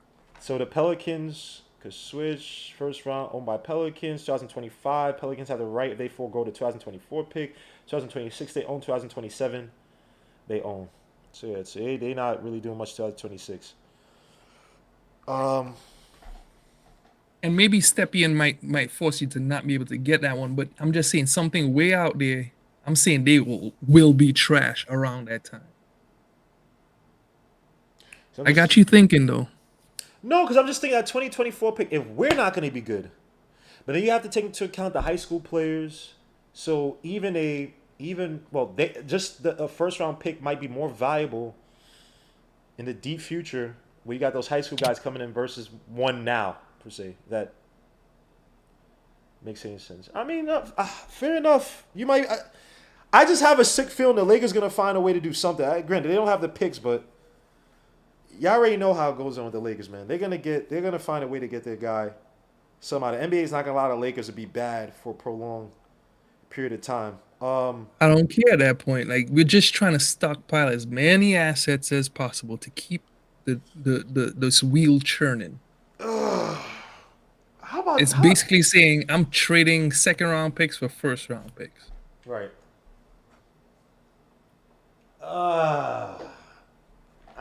Just saying. If he wasn't such a if he was a Bradley Bill, I would agree with you. He's a mercenary, comes in. I'm just saying. I get what you're saying because it could be he agrees with this. He's like, I gotta build my value, and the next day he's burning sages, and he's like, I don't feel like playing today. And it's like, and you made a good point. Look, you gotta talk about Cam and RJ. If Kyrie was that conceding type of player where he could make, like, he would literally look to make guys around him better on a 99 basis, I agree with you. Guess what? You just Stephon Marbury his ass. That's it. What's wrong with that? But to be honest, he did play good with Jaylen Brown and Tatum. You said what?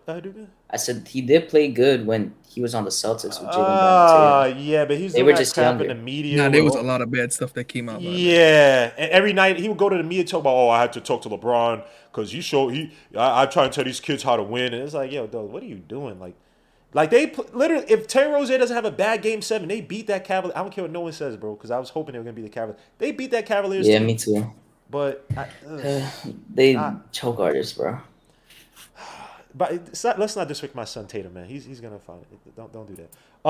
Nick, before we get out of here, talk to me about Jaden Ivey, man. I think it's some BS. I don't think anything has happened. I think he's doing CAA a favor. I know what's being put out there. I just don't want to believe it But we talked about this, and Nick is very pro this front office in terms of, and he asked a great question I posed out there. Does this if we move up for Jaden Ivey, does it change the perception of this front office? If you want to talk about the rumors real quick, if you want to talk about, how does Jaden Ivey transform his team? Is this the guy to move up for? What are you giving up in his, in terms of young players, in terms of draft picks? Your overall thoughts on those the Jaden Ivey rumors. So I started doing a video. I wrote a script, and I was like, I'm just go off script. But anyway, so look, Ivy is not like per se my favorite prospect. Right. One, but at the same time, I do see the talent. I do see his promise, and he could change life here. He could really do a lot of damage. I like the idea of him and Derrick Rose being together, and Derrick Rose being his mentor. I like that stuff. And also him being the Derrick Rose to RJ's quote unquote Jimmy Butler, etc. Like, I like the match. I like play well together. Go ahead. I was thinking about that yesterday too. They play well together. Go ahead. And also too, we have the same coach that basically, coached both of them. So coming back to it, like, what would I give? I would give a lot to get elite talent. Like, I would give up the Grimes. I'll give up the McBrides and stuff like that. Sacrificial lambs, basically. I don't care. This is where you and I differ. If this front office, which I still believe they have a ton of intel, like more and more stuff that comes out about what they're doing with stockpiling, evaluators. That's the best way to put it. Like, the fact that they had someone coaching a combine game just so they could peak some of these guys. Like, I really feel like they're sneakily trying to, like, look at draft picks very closely. So, like, to me, this was something I actually wrote down during the season. What if the Knicks were to get a high draft pick and then try to draft a second player this draft and give up draft picks from next year's draft if they believed in them so much? Like, let's say we end up with Ivy and we end up, say, with Beauchamp, or pick another prospect, Johnny Davis if you like him. Pick another one, and we just go all in on some of the guys you could have available and get cheap this year versus next year. And I'm just putting that out there, but I think that Ivy would be good. I think he would change life, and it'll set you up to have more elite talent, so we could actually keep up with the rest of the East. Because I think Mitch is gone. As just reading the tea leaves and revisiting some of the stuff that happened during the season, I think I really feel like Burke is going to go at some point in time, either to Philly at 23 for the 23 pick, or something else. Like Burke more than likely is gone. I think RJ is a staple. I really am looking. I don't know if I'm reading too much into the tea leaves, but if you look at all the players that are in Italy right now, it's Randall, Grimes, IQ, and somebody else. I don't know what to read into that, but there's a lot of players that are in Italy right now. At least 4 or 5 of I them. think Fournier too, right? Is it Fournier? Might be, and even Fournier, because we know he was just trade father. Like he more than likely is gone too. With the early squad, Cam has been training with them. So what does that mean? Is he a trade target or to be traded? Maybe, maybe not. I don't know. So I mean, we need as many wings as possible. That's for sure. Yeah. Did you see a new one just came out again that the Knicks are trying to send offers to the Pistons, and they're asking for Cam Reddish? For that fifth spot, yeah. Well, this is where I'll give the Knicks. That's a credit weird for this. spot, though. I'm gonna be honest. I don't know about that. You give The up. fifth spot. This is where Cam Reddish finds value, right? You're talking about a guy you're probably not going to give the contract to extent. You probably don't have enough touches or to truly get the most out of him. This is where you flip him for that play. Let Detroit handle, trying to find value in Cam Reddish and see if he's that type of player. And by the way, thank you, Nick, for pointing out the hard. So let's talk about the hard cap thing. The tax apron, obviously, I think is what, 138 or something like that. 139. 139. Sorry.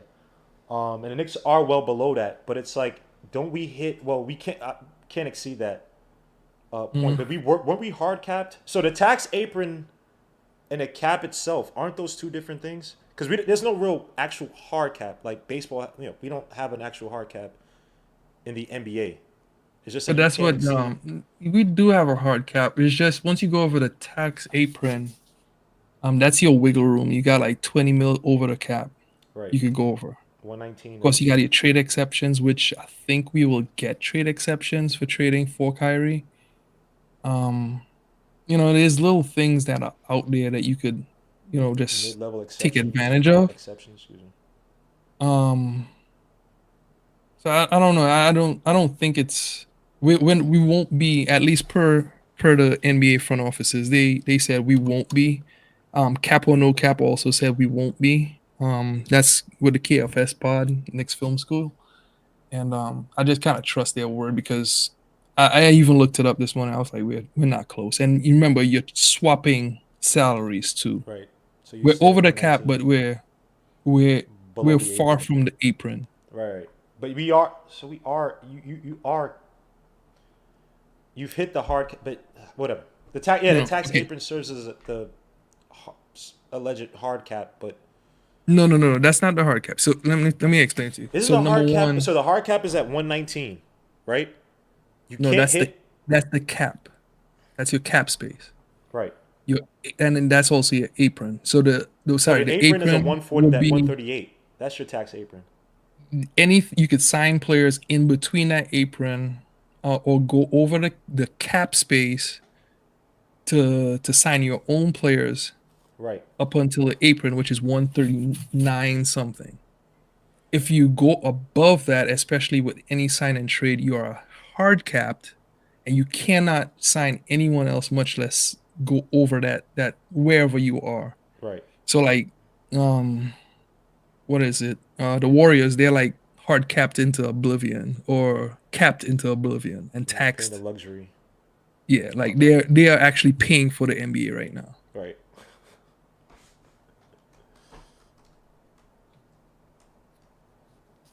Yo, Nick, you there? Yeah, I'm here. Oh. You hear me? Yeah, I hear you now. You like cut off for like 2 seconds. Oh. So yeah, we will see. So guys, those are rumors. I'm gonna try to do another show either tonight. Definitely have one tomorrow. The Kyrie Irving thing, I still don't trust him to put it all together, try to play for a season, but that is a possibility. All for 2027 pick. I don't whatever. But I guess you're talking about stockpiling picks. Would I rather have the 2024 pick over 2027? Yeah, the Lakers will suck, but y'all already know how they move for the Lakers. It is what it is, but Nick does bring a good point. We talked about Jaden Ivey. I think it's his favorite by CAA. Just even how you talked about it just seemed like, yeah, he's going through the motions, you know. Oh, can I just point on that? Liz, real quick. Yeah, go ahead. If you watch that video, he is constantly looking to his left, like his bottom left. Like he is reading a script. I'm asking everybody, and I'm that's part of my video that I got coming out. I'm gonna point out how many times, like 5 times, he looks down. Every time he says, right before he says the name, the Knicks, he looks down to his left, and he looks back up. Wait, hold on. All right, hold on. Let's watch it right now again. Bring it up? All right, bring it up. Damn, where's my? I'm gonna play it in See, you slow messing up motion my own too. content, man. See, I'm putting out good stuff. I said this earlier too. I said this is just some CAA BS, bro. Cause no, it's scripted. It really is scripted. It came out of nowhere. I'm like, why is he talking about? Like, come on, dogs. Yeah. You don't give a damn about no damn Knicks, man. All right, let's. And to shout out to Raw Hebrew Remnant for this one. He was recruited by an Indiana team. He lives in Indiana. He just happens to have an agency called CAA. That kid is more than likely gonna be in Indy, or they may trade up for him. I'm just putting that out there because he was recruited by many Indiana teams. Notre Dame, Purdue, and somebody else. Just putting it out there. And his father, right? Father played at Notre Dame. Mother played at yes, he played at Notre Dame, and I think his mom ran track or something like that for one of those schools. Yes, she did. Oh, let's see this guy. He's no! Yo! No! All right, come on. Wait, which one are you talking about when he said that there's possibilities I could land on the Knicks? The Bondi, the boy dude's interview, and he is looking okay. Oh man! All right, Nick. Now Nick got me a conspiracy theory time. Man. But he did say, like, during the video where they were telling him about his options, he went through like 1 through whatever, like 6, and he said, "Well, New York, there's ways that I can get there. No, I think I would be good." I don't know. I don't think it's a script. It somewhat felt out of place, man, because it's like, man, Nick, why did you put this out there, man? What do you think of their roster? Hey man, I'm just saying, like, these are the I look at. This is that True Detective kind of shit. True Detective kind of stuff. I just looked at it like this doesn't make any sense. He's CAA, and it's like these guys, the front office need as much misdirection, they need as many distractions, just in case they don't get. I don't think that. I think they are trying to. But at this point, they know if they can or cannot. I just see this some hogwash, man. But all right, he is looking to his. All right, come on. All right, all right, I'm not gonna watch this anymore. So this is too much. Now I'm in conspiracy theory world. Bro. Chill out, Nick. What is this, bro? Talking about look to your left. All right, we'll see, man. By the way, hopefully Nick puts out the damn video finally. He has congratulations to Nick. His wife is with second child. That is a blessing. So he has been extremely congratulations. Busy. So for when he actually does put out a video, please subscribe to Logically Knicks when he actually gets a damn chance. He probably has a whole notebook of notes for videos that will probably never come out just because he's been stupidly busy. But thank you, Nick, for coming on. Hadouken, thank you as well. Isaiah, salute to you. Yes, Ivy's mom played for Notre Dame and then played in the WNBA. Yes. I will talk to you guys later. Peace, God bless. Hopefully I'll do another video tonight. Before you guys leave, hit a like, on the video. Make sure to leave a comment once the video ends to help the algorithms so this channel expands. But until then, peace, Lou. God bless. I'll hope to see you on tonight. If not, I'll see you guys on Wednesday. We are out. Peace. So.